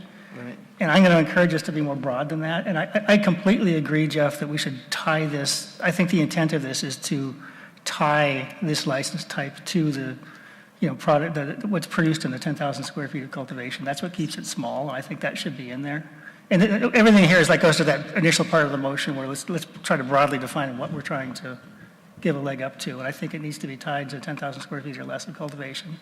We could put some language in there about microbusinesses, helping each other, whatever the right language is, et cetera. But I would encourage us to try to phrase something that's kind of broad like that, say, here's what we're trying to do, and then target that multiple premises section. And I think that's a good, clean motion that kind of gives some direction to what we're trying to accomplish and then leaves the details for later. And Yeah, I would just say that, a lot of my thought is that is,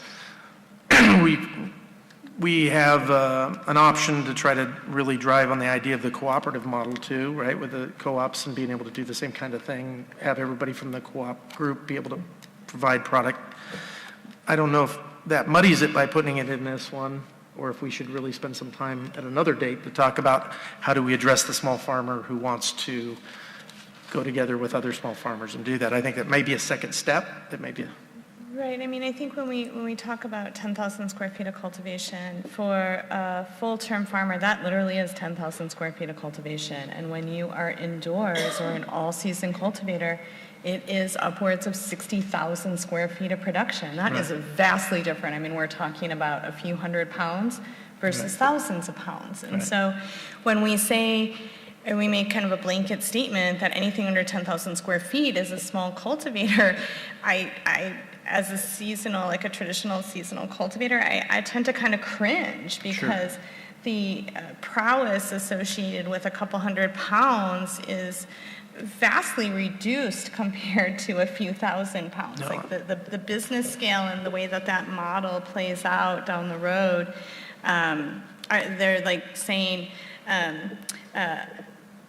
mangoes are should be priced or are the same sort of economic value as a banana, right? Yet mangoes are like, 5 times as much as a banana. So I have a little bit of a concern about that. I think if, the 10,000 square foot of cultivation, which is the language that we got stuck with, the contiguous premise has issues, is fraught with issues just even beyond the microbusiness, right? And so I am supportive of trying to create a fix to reduce all of those impacts associated with this contiguous language. Yeah. But when we talk about how to manage a scale component with a microbusiness, looking at how much cannabis is produced and coming through that microbusiness is what's actually going to scale it, not necessarily putting a blanket of A or B square feet on it. So. If we think 10,000 square feet is the wrong number, the wrong approach, then we should just say that in the motion. And I said 10,000 because that's what's an existing statute, but if we think that's wrong, we Well, there's another way to skin that cat. It's adding 5 words that says 12,000 square foot within a calendar year. And that way, you could have 4 cycles of 2,500 square foot of canopy, or 1 cycle of 10,000 square foot of canopy, and you still get to the same amount of cannabis that could be cultivated, and that would keep you, again, as a small operator. See, the only comment I would have on that is it keeps it as a small operator, but it takes away, again, from the spirit of it. If the spirit of the microbusiness license was to create an opportunity that had a lower barrier of entry into the marketplace, and then we start limiting it, because if you start limiting it to 10,000 square feet of canopy space or to even 10,000 square feet of grow space, you're limiting opportunity, and now you're in the business of cultivation. Everything else functions as a department because now you're strictly limited to what you produce. So on 10,000 square feet of gross cultivation space, assuming an indoor operation, max, taking into consideration hallways, walkways, and back office and all that stuff, you're looking at about roughly 300 lights, about 2,500 pounds a year. Even at a wholesale price point of, let's say, 2,000, which in today's marketplace, that's pretty high, you're looking at $5 million top line a year, and that's assuming another 250 pounds or so of trim material that you can process into oil. All the restrictions end up defeating the purpose of trying to expand that opportunity. Some companies are going to get into it through the cultivation space, but then realize an opportunity, a greater opportunity in the manufacturing space, or maybe they find a knack in the distribution space. So I think it's about creating more flexibility and not as much restriction. And let's also take into consideration that we're already now 9 months into this, and any changes or implementation would take another couple of months. And there have been a lot of microbusiness licenses issued that don't have any sort of cultivation tied to it. So now you're also talking about rewinding some of the work that's already been put in there. So I don't think it's more about restriction than it is about expansion of what you can do with a microbusiness license. So if the intent of the statute is to give a leg up to small cultivators, then the statute's going to apply only to small cultivators. I think that's pretty straightforward.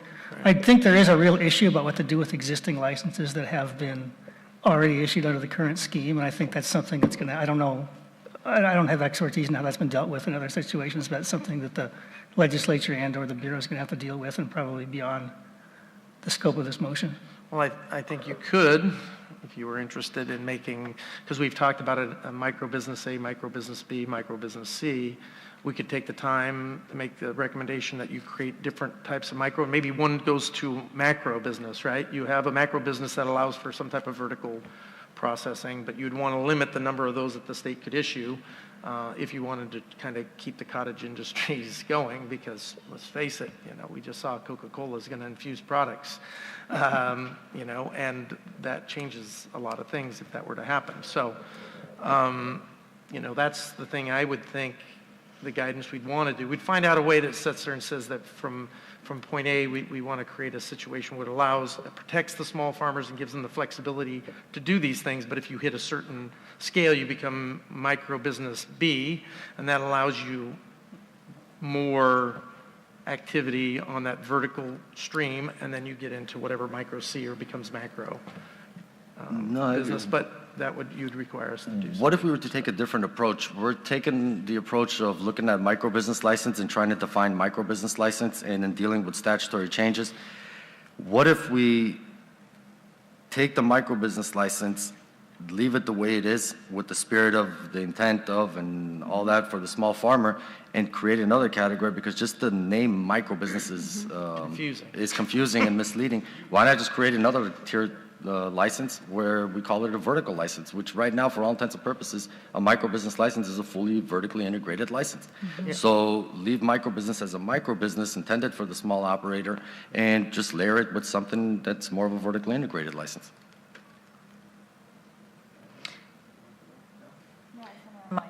The item is the definition of microbusiness, so we want to make sure we're staying within those parameters in terms of the discussion and the motions. So just to follow up with your suggestion, Member Boboyan, is the, to make sure I understand it, are you proposing that we kind of leave the microbusiness as is untouched, with the exception of maybe the previous motion that we passed, right? And then with this consideration of how contiguous works and the concept of requiring it, you know, some sort of a small business license to be attached to cultivation, then take the time to consider creating a new license that captures that spirit? Yeah, I think a new license will provide more flexibility. We wouldn't be dealing with statutory issues. We wouldn't be dealing with licenses already being issued and stuff like that, and it would be a fresh start. And because microbusiness is already defined in statute and it's already the spirit of it and everything was for the small operator, may be limited to that. So now the people that were already issued licenses that are basically fully vertically integrated or don't have any attachment to cultivation, and then just swap their license out for, call it a vertically integrated license. And now it's not as deceiving as, okay, he's a microbusiness license, but he's a 100,000 square foot manufacturing operation. So we won't deal with any of those, and we could treat it more as a big business or a regular business opportunity. Now that gives us more room to discuss the microbusiness and really define it more for the smaller operator, where it's really about just separating what it is. Because right now we've got small farmer interests lumped in with small operator interests, lumped in with capitalistic interest, business interest, and that's what's really creating the divide and the difficulty in defining it, because how do you define it for one group that doesn't affect the other group and vice versa? But can we consider, instead of calling it vertically integrated, because I think that's going to confuse people even more, because when they think of vertical integration, sometimes folks think of large-scale operations. So what we're looking at, and we see a lot of micro businesses that, you know, their function is acting as a distributor. They're moving other people's products. And we're talking about protecting the smaller groups that are actually creating their own product, maybe sharing a kitchen, right, if we can get that in.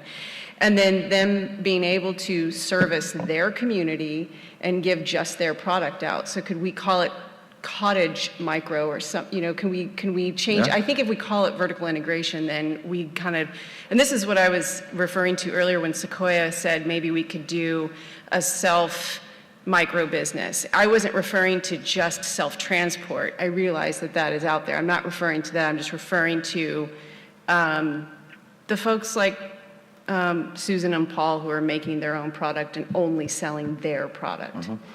And then that way we leave micro business alone, because that's already, as everyone's brought, you know, to the table, that's already, that's rolling. So we have to possibly abandon that and hone down, you know, drill down a little smaller and come up with a name that fits. Agreed. Yeah, it's either bring it down and come up with a smaller name or come up with a bigger name for the bigger opportunity. And either way, I think it works because it creates the separation. Now we can address each group's concerns and interests separately. So in the beer industry, before they consolidated all their craft beers, they called them craft breweries or craft, and maybe we create a craft cannabis license that allows. Yeah.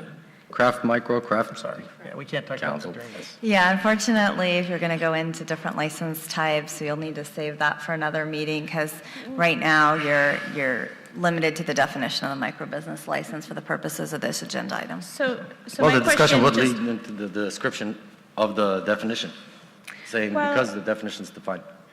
I mean, I think just for a point of clarification with the agenda, we have put some information forward to clarify microbusiness. We had a motion to clarify microbusiness. And as we get into the next agenda item, which is recommendations on a home business, wouldn't that be an appropriate place for us to discuss the development of a new license along the basis of what we're kind of conversing about right now? If it is, if you're looking at a home-based, yes. But if you're looking at a completely different license, it wouldn't be a microbusiness or wouldn't be home-based, then you would need to save that for an agenda item on a future date. So a question there is, what is the definition of home-based? Do I have to live where I cultivate and then potentially be able to have activities elsewhere if that's what we decide to do? I mean, I don't feel like there's enough clarity about home-based for me to understand the limitation of item 3. Well, I think there's a workaround, I think. If you call it a micro-business/craft, and we keep it to the tone of trying to tackle the challenges of the definition of, and then you have, micro-business commercial be the other one, and allows kind of a larger expansion, the 100,000 square foot extraction facility you're talking about down there, that might not even have any cultivation attached to it. Maybe that's the way we go about making a recommendation and staying true to the motion here, which was discuss ways to further define micro-business, but maybe I'm wrong. You can certainly recommend changes to the definition of micro-business, and that could be that there's an A and a B potentially, so you could do that. Okay. But you do need to stay kind of within the confines of the agenda item. Does the statute allow the Bureau right now to create a new license type that has multiple, besides microbusiness, that has, a vertically integrated license type? Could they do that, or are we talking about a statutory change? So the Bureau does have the ability to create licenses. The parameters of those, though, we do have to still stay within the confines of the statute. So we couldn't adopt any license type that was in conflict with the statute. Right. Right. But but we right, I get that. But does the Yes. statute right now allow you, besides the microbusiness license, could you create a license type that allowed, manufacturing and retail and distribution? Or is there something in the statute that says, no, each license type has to be separate? So we could not necessarily give ourselves the ability to create a new license type. We only have jurisdiction at the Bureau over cultivation and manufacturing that is part of the micro-business.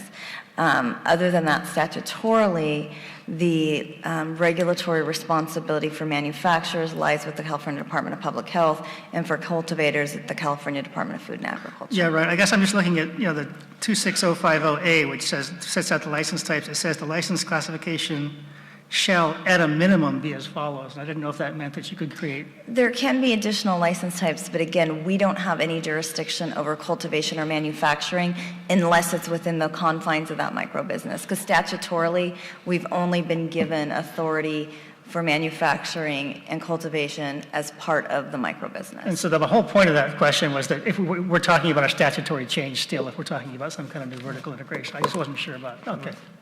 But we could have a discussion if we said it was microbusiness A, B, and C and had a definition of the size of each one of those activities within. And so if you've made a microbusiness A that allowed only for cultivation of this and distribution of that stuff and a manufacturing of that product, that could be one. And then the other one could be less restrictive. It could exclude cultivation. It could exclude retail. It could...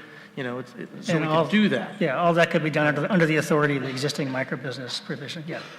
Yes. Yeah, we could certainly establish, like we talked before, about different fees for different pieces Right. of it. In terms of the actual activities, we still have to be mindful of the way the statute was created and that it limited cultivation, but it didn't limit anything else. So I have a suggestion. What about this? Leaving micro-business description as it is. The subcategories that we're talking about, the additional license categories, leave it underneath micro-business, which means it leaves authority still with the BCC. And then instead of defining it as micro A, micro B, micro C, which would complicate it, doing it micro-cultivation, micro-manufacturing, micro-distribution within the categories.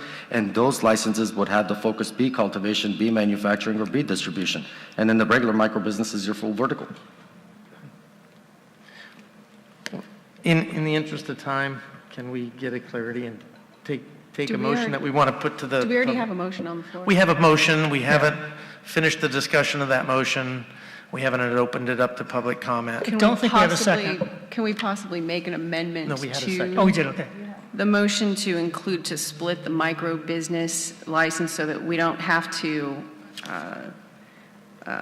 change, obviously, we have to fall in line with what statute states right now, but then create two separate just for time. You know, A, vertical integration, large scale, B, craft micro business, and separate those out, and then have, just like in manufacturing, we have different types of extracting, we can have different types of micro business for the sake of time today to get that at least rolling. And we'd have to understand that because we would be doing things that would traditionally fall, as we talked about earlier, the Bureau is currently able to do things related to what the Department of Health would normally be responsible for, the Department of Ag would be responsible for. I would imagine anything that would go for regulatory change would need to have some coordination, and unfortunately I don't see anybody from here from either of those agencies. So, you know, if we can bundle in discussions to this, a friendly amendment that says that in the future when we have a microbusiness discussion, in consideration that the agency provides staff to attend so that way they can take it back and work in coordination with us. And that would be my recommendation to add to your motion, is that we add something that says that anytime we're considering discussions on that the other two agencies be in attendance and be able to participate. I mean, I think that's fine. I just to kind of recap, I tried to make a really kind of narrow, clean motion. I wasn't trying to solve the entire microbusiness problem or every issue that could come up. I just saw one particular thing, like statutory restraint, that seemed like if we could address that one thing, it would get us a lot of the way there. And that was kind of the spirit of my motion. So what I'm wondering is if we should go ahead with that narrow thing, or if we should just table the whole thing and figure we can't agree on what we're trying to do, or that those are the options as I see it.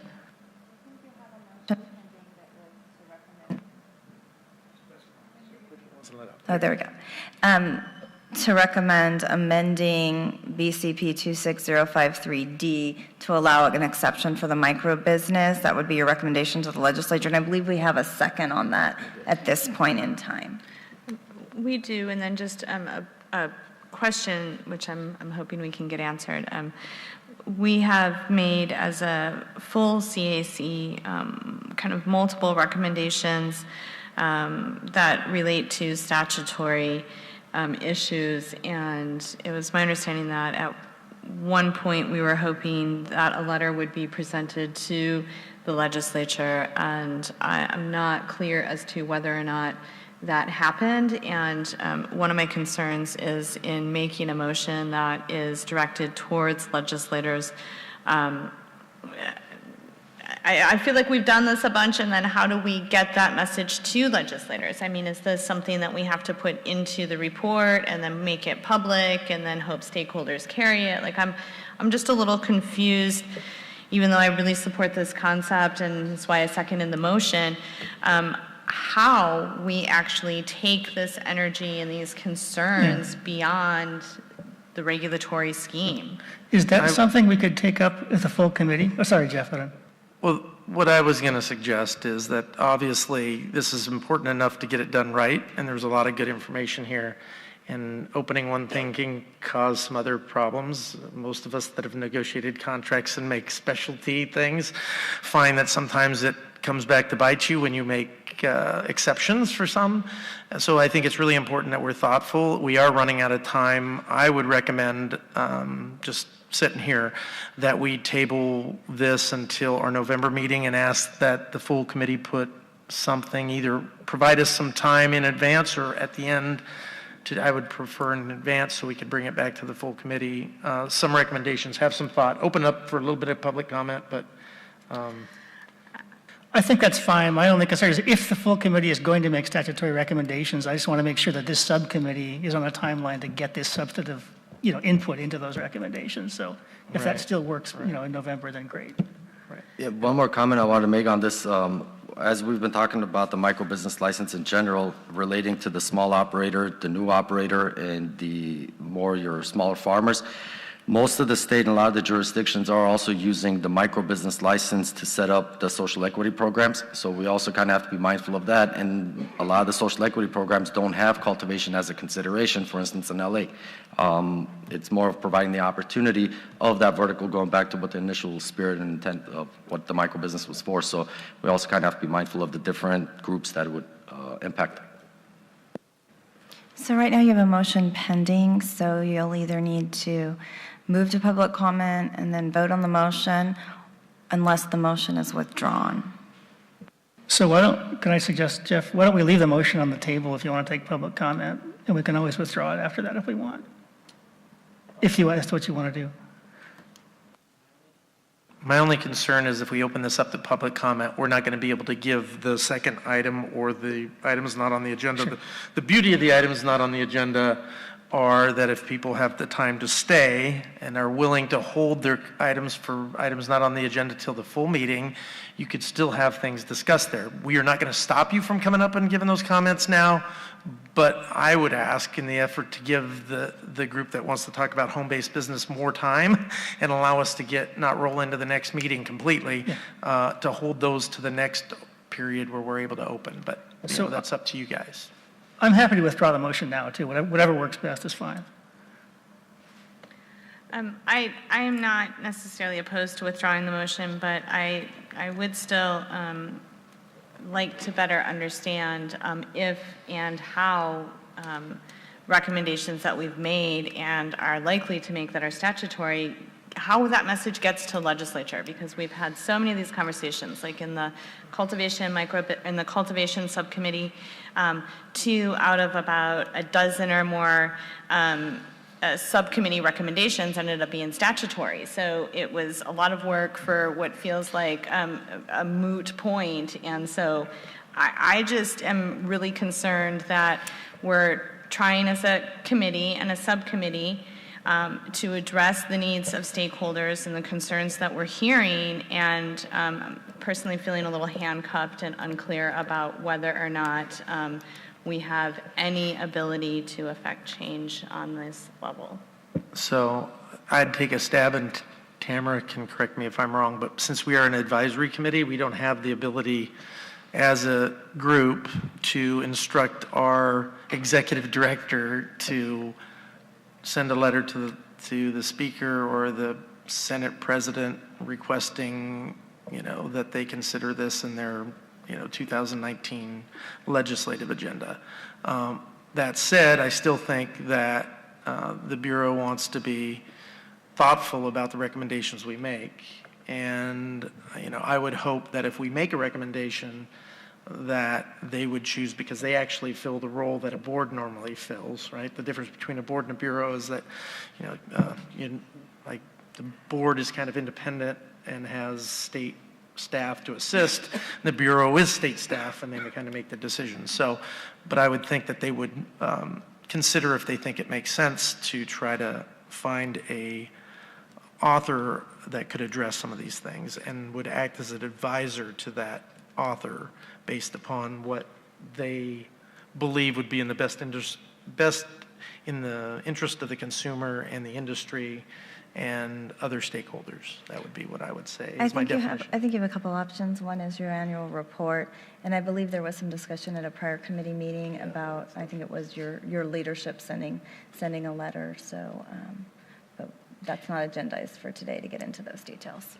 I do think this conversation is valid, and I know that we all talked about this being a great place to talk about it. And because, like you said, we are not responsible for putting the nuts and bolts of it together, if we at least hear public comment while we're here and then vote on it, then maybe there's some movement in that. And if it means that council comes back and says, these are certain things we can't do, this is we know we can't do, then at least we've made some progress or movement. So are you suggesting we leave the motion live and then vote on it today, or are you suggesting leaving it live and then tabling it for further discussion by the subcommittee for recommendation to the full committee? This is a sticky situation because we have another meeting at 1, and I know that we're going to have other members coming in. So I'm open to what the group wants to do. I just think that kicking the can down the road isn't going to. Eventually, we're going to have to make a decision on this. And so I'm wondering, we do have the report on the afternoon's agenda. This is a place where we can, I think, have some conversation about tucking statutory issues into that report. Am I correct? So we could potentially kick this to the report conversation this afternoon instead of having to wait until November? The report conversation, there is some room to talk about what's going to be in the report in terms of topic areas. When you start getting to the exact recommendations, that's where we get a little further afield. But yes, there is agendized for you all to talk about what will be in the report in addition to the statutory mandated portions. Right, because when I looked back on the Microbusiness Committee, Subcommittee recommendations, this was a huge topic, this premise piece. And I would think that because it's already documented as a recommendation from the subcommittee, that it would actually fit into the report quite well because we had already approved it as a CAC, but it was a statutory. So I would be supportive of withdrawing the motion, knowing that we're going to be able to, in some ways, kind of address it during the afternoon because it's already a live topic and a recommendation that we've made previously. And the other thing I'd remind people, if it goes into the legislature, there'll be plenty of time for people to go and weigh in on what the final legislation should look like. And I would encourage people to, if somebody were to, I would encourage people to weigh in on how they think that should be structured to differentiate between the micro business that isn't so micro and the micro business that might be micro. So. I think that's right. I also think that, what this committee manages to pass after consideration and all our expertise, I got to think that has some weight. And so there is, I'm fine with Kristen's suggestion, but I think it's worth the advisory committee trying to, reach some consensus on this issue and make a formal recommendation. Formal is probably the wrong word, but yeah. Okay. So I think I've got consensus that people are willing to withdraw the motion for now. We don't have to open up public comment right now since there's no motion for you guys to consider. Yes. And we will address some of these in the section of our next meeting that allows us to capture in the report what recommendations have been made in the past and then go from there. You still need to allow public comment on the agenda item itself. Okay. It's not on the motion. Oh, I'm sorry. So we can have public comment on the agenda item in and of itself, but not necessarily tied to the motion that was originally made. If you're going into here, they can do that. So. Go ahead, speaker number 1. Hi, Paul Hansberry. There was a number of things you were just talking about that I wanted to comment on. First of all, it has to do with interpretations by the Bureau. They says that 10,000 square feet of canopy is statutory of cultivation, and then they go to the definition of cultivation, which includes drying rooms, drying sheds, processing areas, compost pits, everything, all the area that involves with cultivation, because that's in the definition. In every other spot in the regulations, in their tiering structure, they talk about cultivation in terms of square feet of canopy. So this has to do with the possible production of a small cultivator at 10,000 square feet, from a state level anyway, and that shrinks whatever you're being able to produce. And then you can have 10 tons of manufacturing or retail. I addressed this in the document that we submitted here in a way to restrict it and still incorporate the community and have a fail-safe for the cultivator. When I addressed the volume, I modified it from the home business that we proposed, my partner and I proposed, but we addressed the volume based on the SORIAs from the DPH and the CDFA with their metrics and their units of measurement and how they put things together. And we reduced it from 10,000 to 5,000, but you could source an additional 5,000. If you We are going to be able to let you talk all about that on the next item. Really, I think it would be good if because we're going to cheat you on time on the next one, and I think you probably want to talk about more than that. I would just suggest that if you want to get into the suggestions off of the home-based business and why that works, and you could, at that point, say it could also apply to some of the other things we're dealing with, we could pick that up. I'm just trying to help Okay. everybody get a chance. All right, what they was talking about originally was the premises, and also in this document, it talks about an accessory license. The Bureau has the ability to expand it, so it would be like training wheels on a bicycle. You could have, and streamers on your handlebars. It would still be one license, but you would have additional benefits with an accessory license for a separate premises, and then it goes back to the definition of contiguous. Thank you. All right, thank you, Paul. Thank you. Speaker Just a number 2. reminder that if you have public comment on the next agenda item, to please hold it. This is very specifically on this agenda item, and preferably things that you haven't already commented on. Go ahead, Speaker. Hannah Nelson again. A few items. Number one, what Paul just said about canopy is extremely important, and I think it needs to be focused on when we're looking at the definition of microbusiness or whatever it is going to be called, or any subcategories.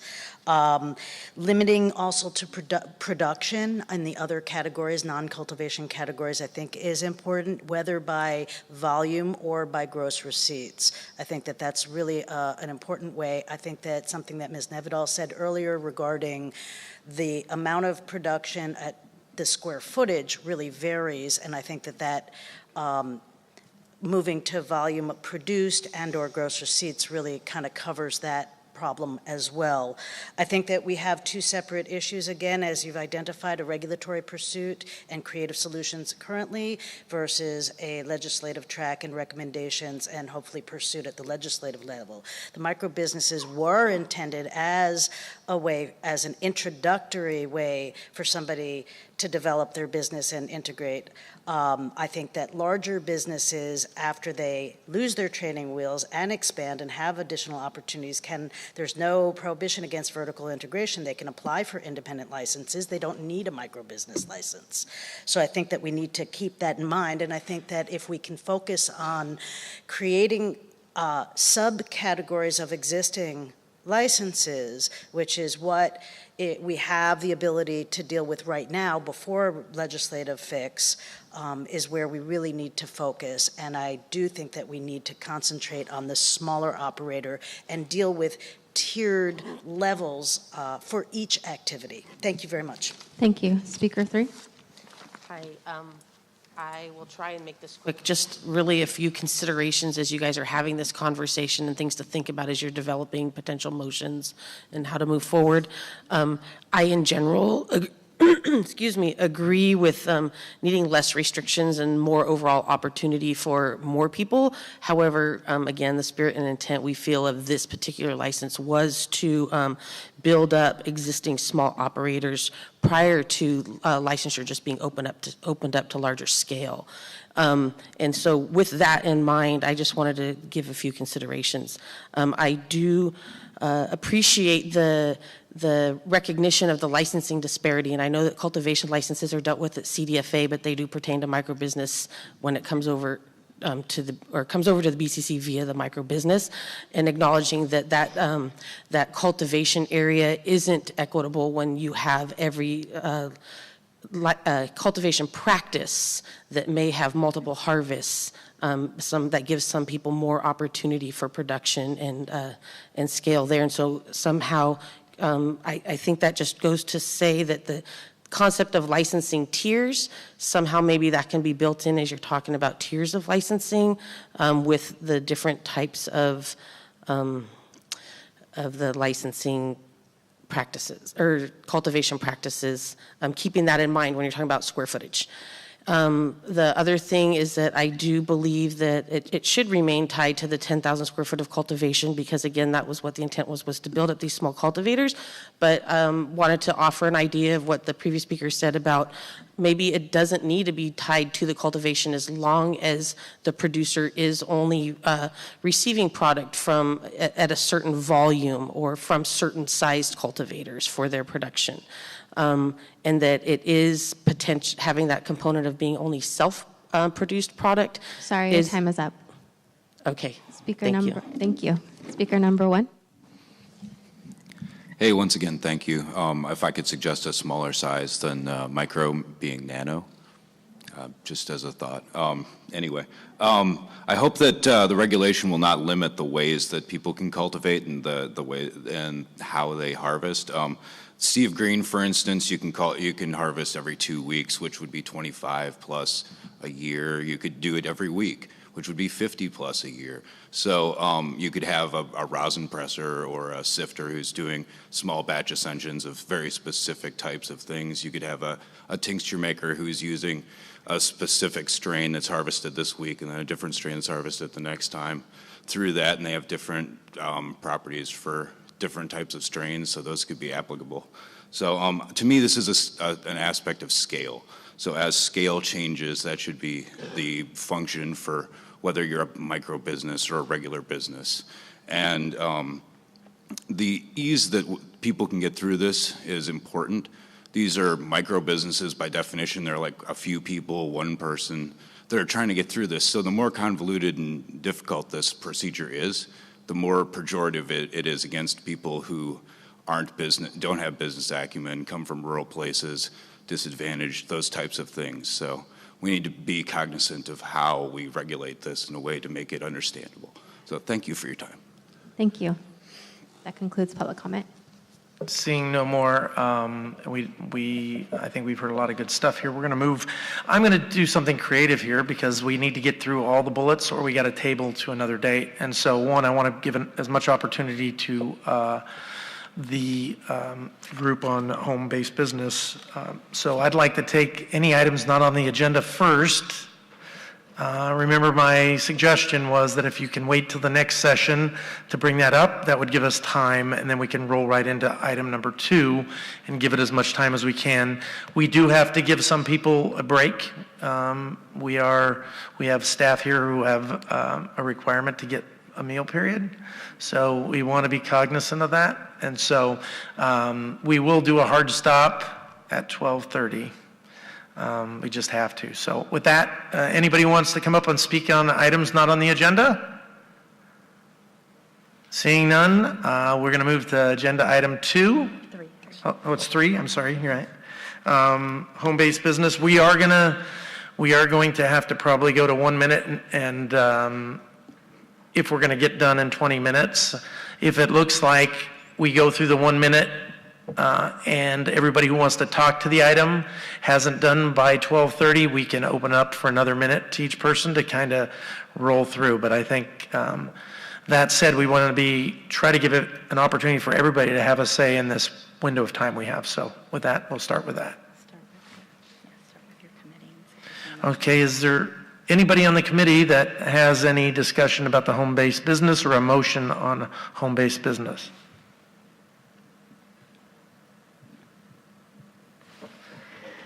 I will say that I do think it's important that we consider some type of home-based business that allows for appropriate activities to be conducted. I mean, we just have so many existing entities that are really making exceptional products and kind of largely along the kind of infused and non-intensive extraction lines. So I just want to express support.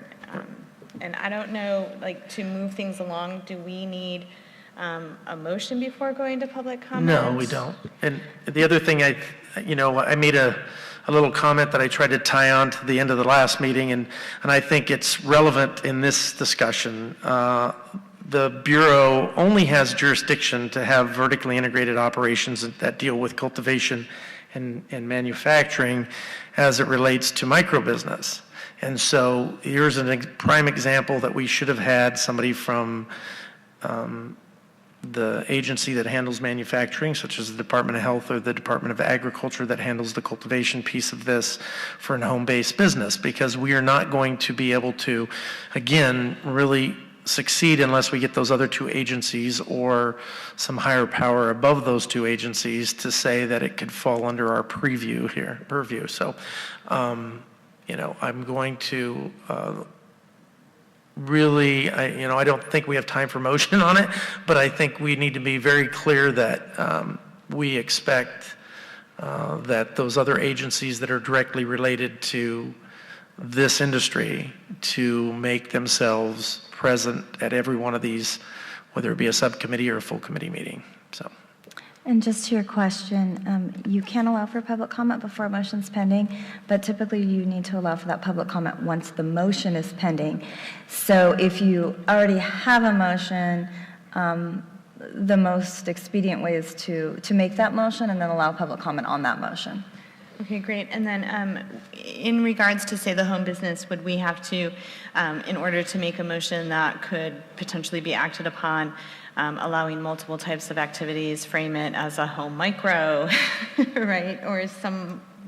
No, right now the agenda item is just home business, so you're not really restricted to the micro at this point in time, on that issue anyway. So with that, let's start hearing from the community so we can have maximum time from them. Go ahead, speaker one. Thank you, Susan Tibbin. Mendocino County is a worldwide recognized part of the heritage and culture of cannabis-based medicine. The county worked with consultants and community spokespeople to create overlays which would have allowed legacy and heritage operators to continue to be sustainable, support their families and communities, and make actual medicine. The rug was pulled out from under all of us when, in July, we were prohibited from continuing historically based home businesses. The basic concept of our proposed cottage microbusiness license is to provide for limited agricultural, commercial, and industrial activities in conjunction with a dwelling that do not alter or disturb the residential or rural nature of the premises or its surroundings. That's commonly known as a cottage business. We again reference AB 1616. Sorry, your time is up. Okay, I just would like to share with you that this is the fourth time that this has happened with home business. And although I'm not questioning your veracity, this is really unfair. Speaker two.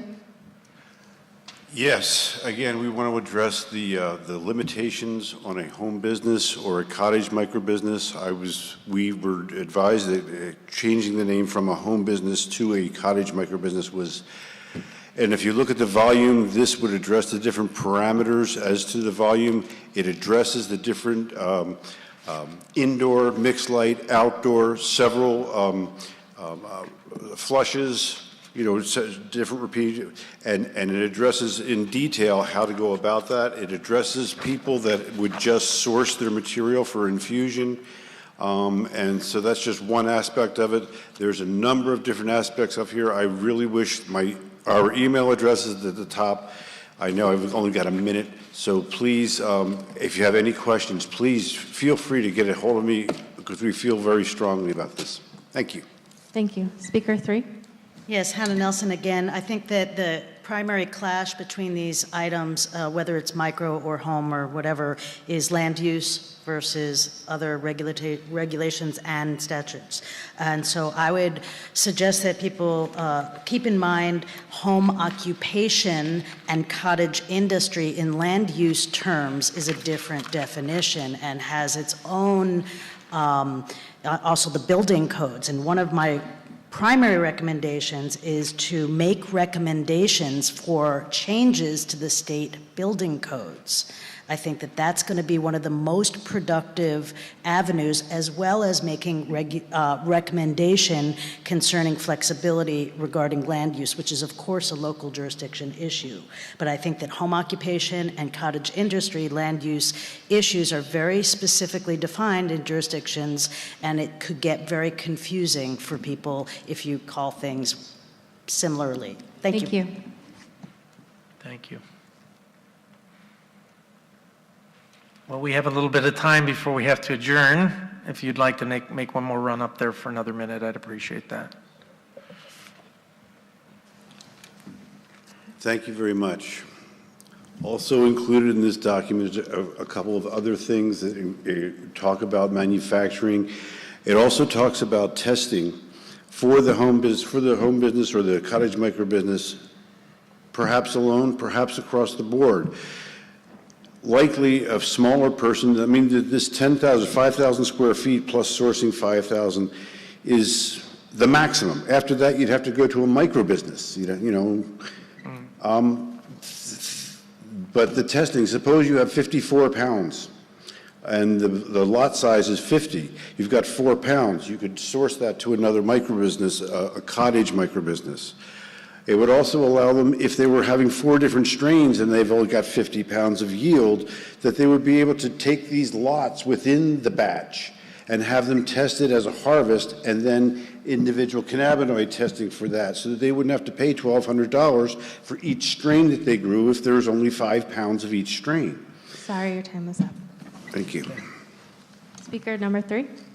I just have a quick comment. It was really more in relation to the previous conversation, but it could fit in here as well when we're just talking about definitions and what you're calling things.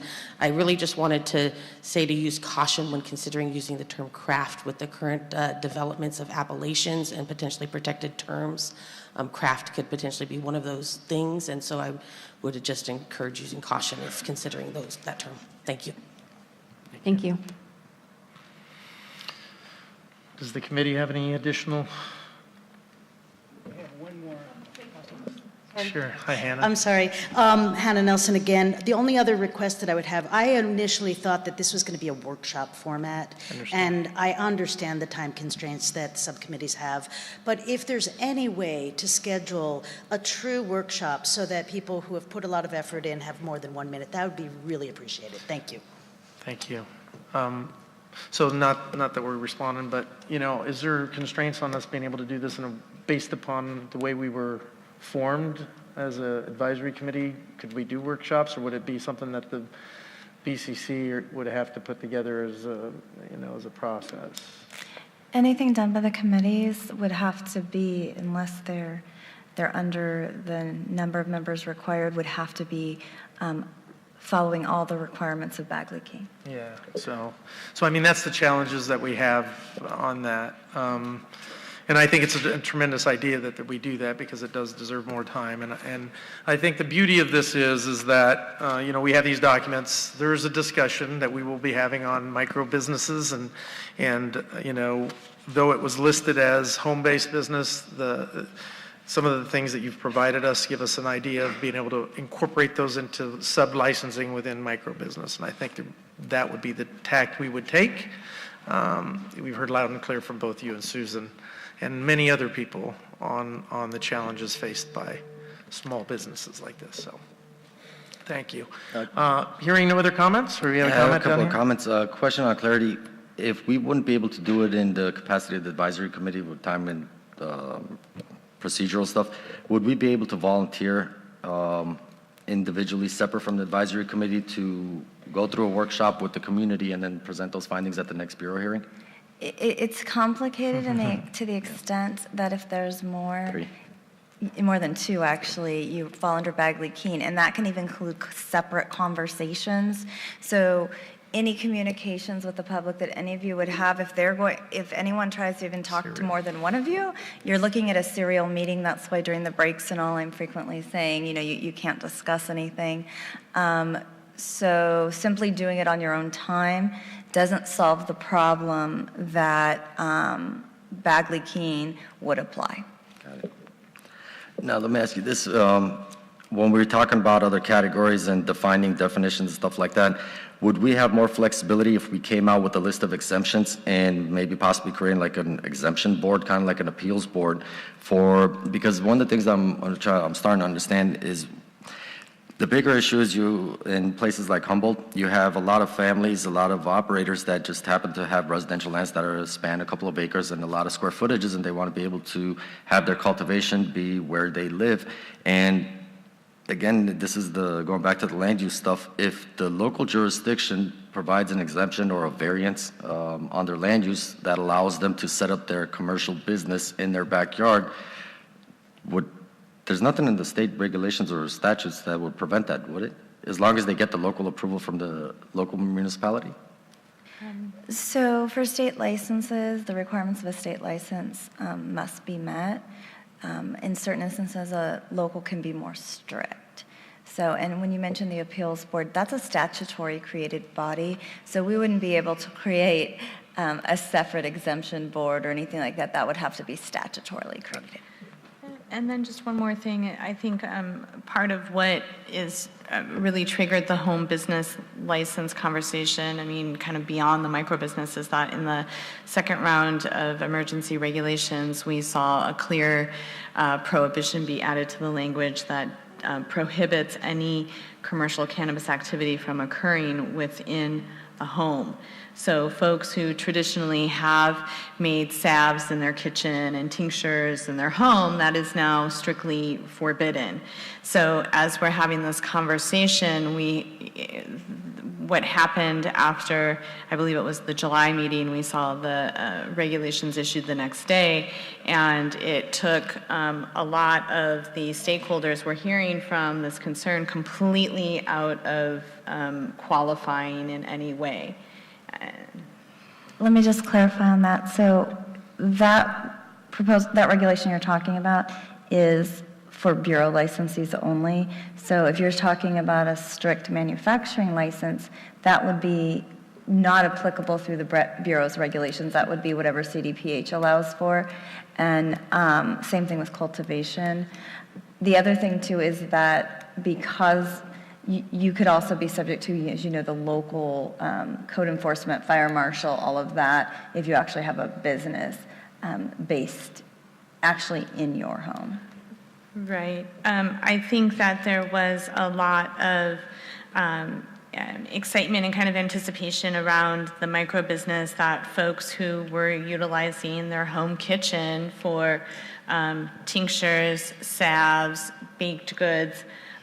This is all business activities that are commonly allowed when you take cannabis out of the picture, right? So there's plenty of baked goods, cosmetics, salve companies that actually started in the home as a cottage business and then expanded outside of the home as their products became well-known and cherished by consumers, and they grew outside of that kitchen. I think for the sake of time, I'm going to be bold and I'm going to make a motion here so we can try to have some lunch.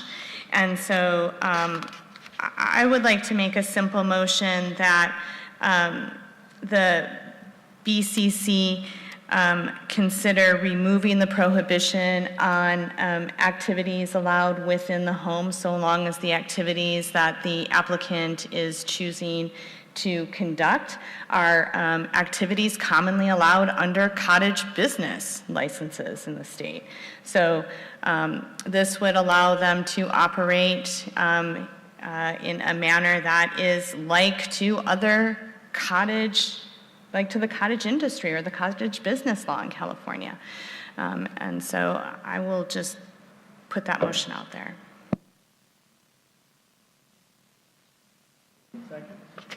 I will second that.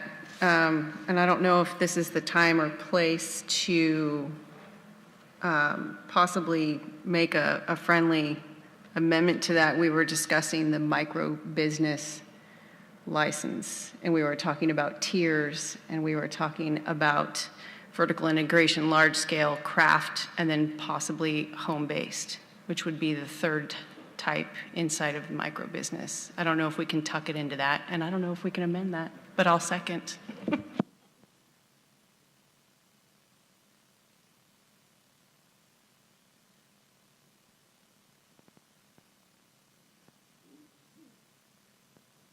I'll add a couple of comments.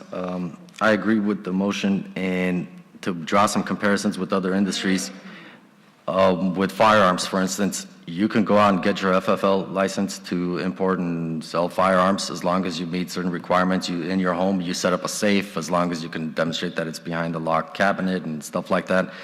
I know a lot of bakeries where they set it up in their garage. They set up a commercial bakery. They start off in the garage, and when they make some money, they can go out and rent commercial space. Now, if you can do it with firearms, not sure if you can do it with pharmaceuticals, but firearms are pretty serious as far as theft and safety concerns, stuff like that. And if it works in the firearm industry and you could do it out of your home, I don't see how cannabis, I mean, obvious exclusions like extraction and stuff like that where you can blow up the house, but strictly manufacturing or infusing in your kitchen, obviously some more thought has to be put into it, but yeah, those are some comments I would make on the motion.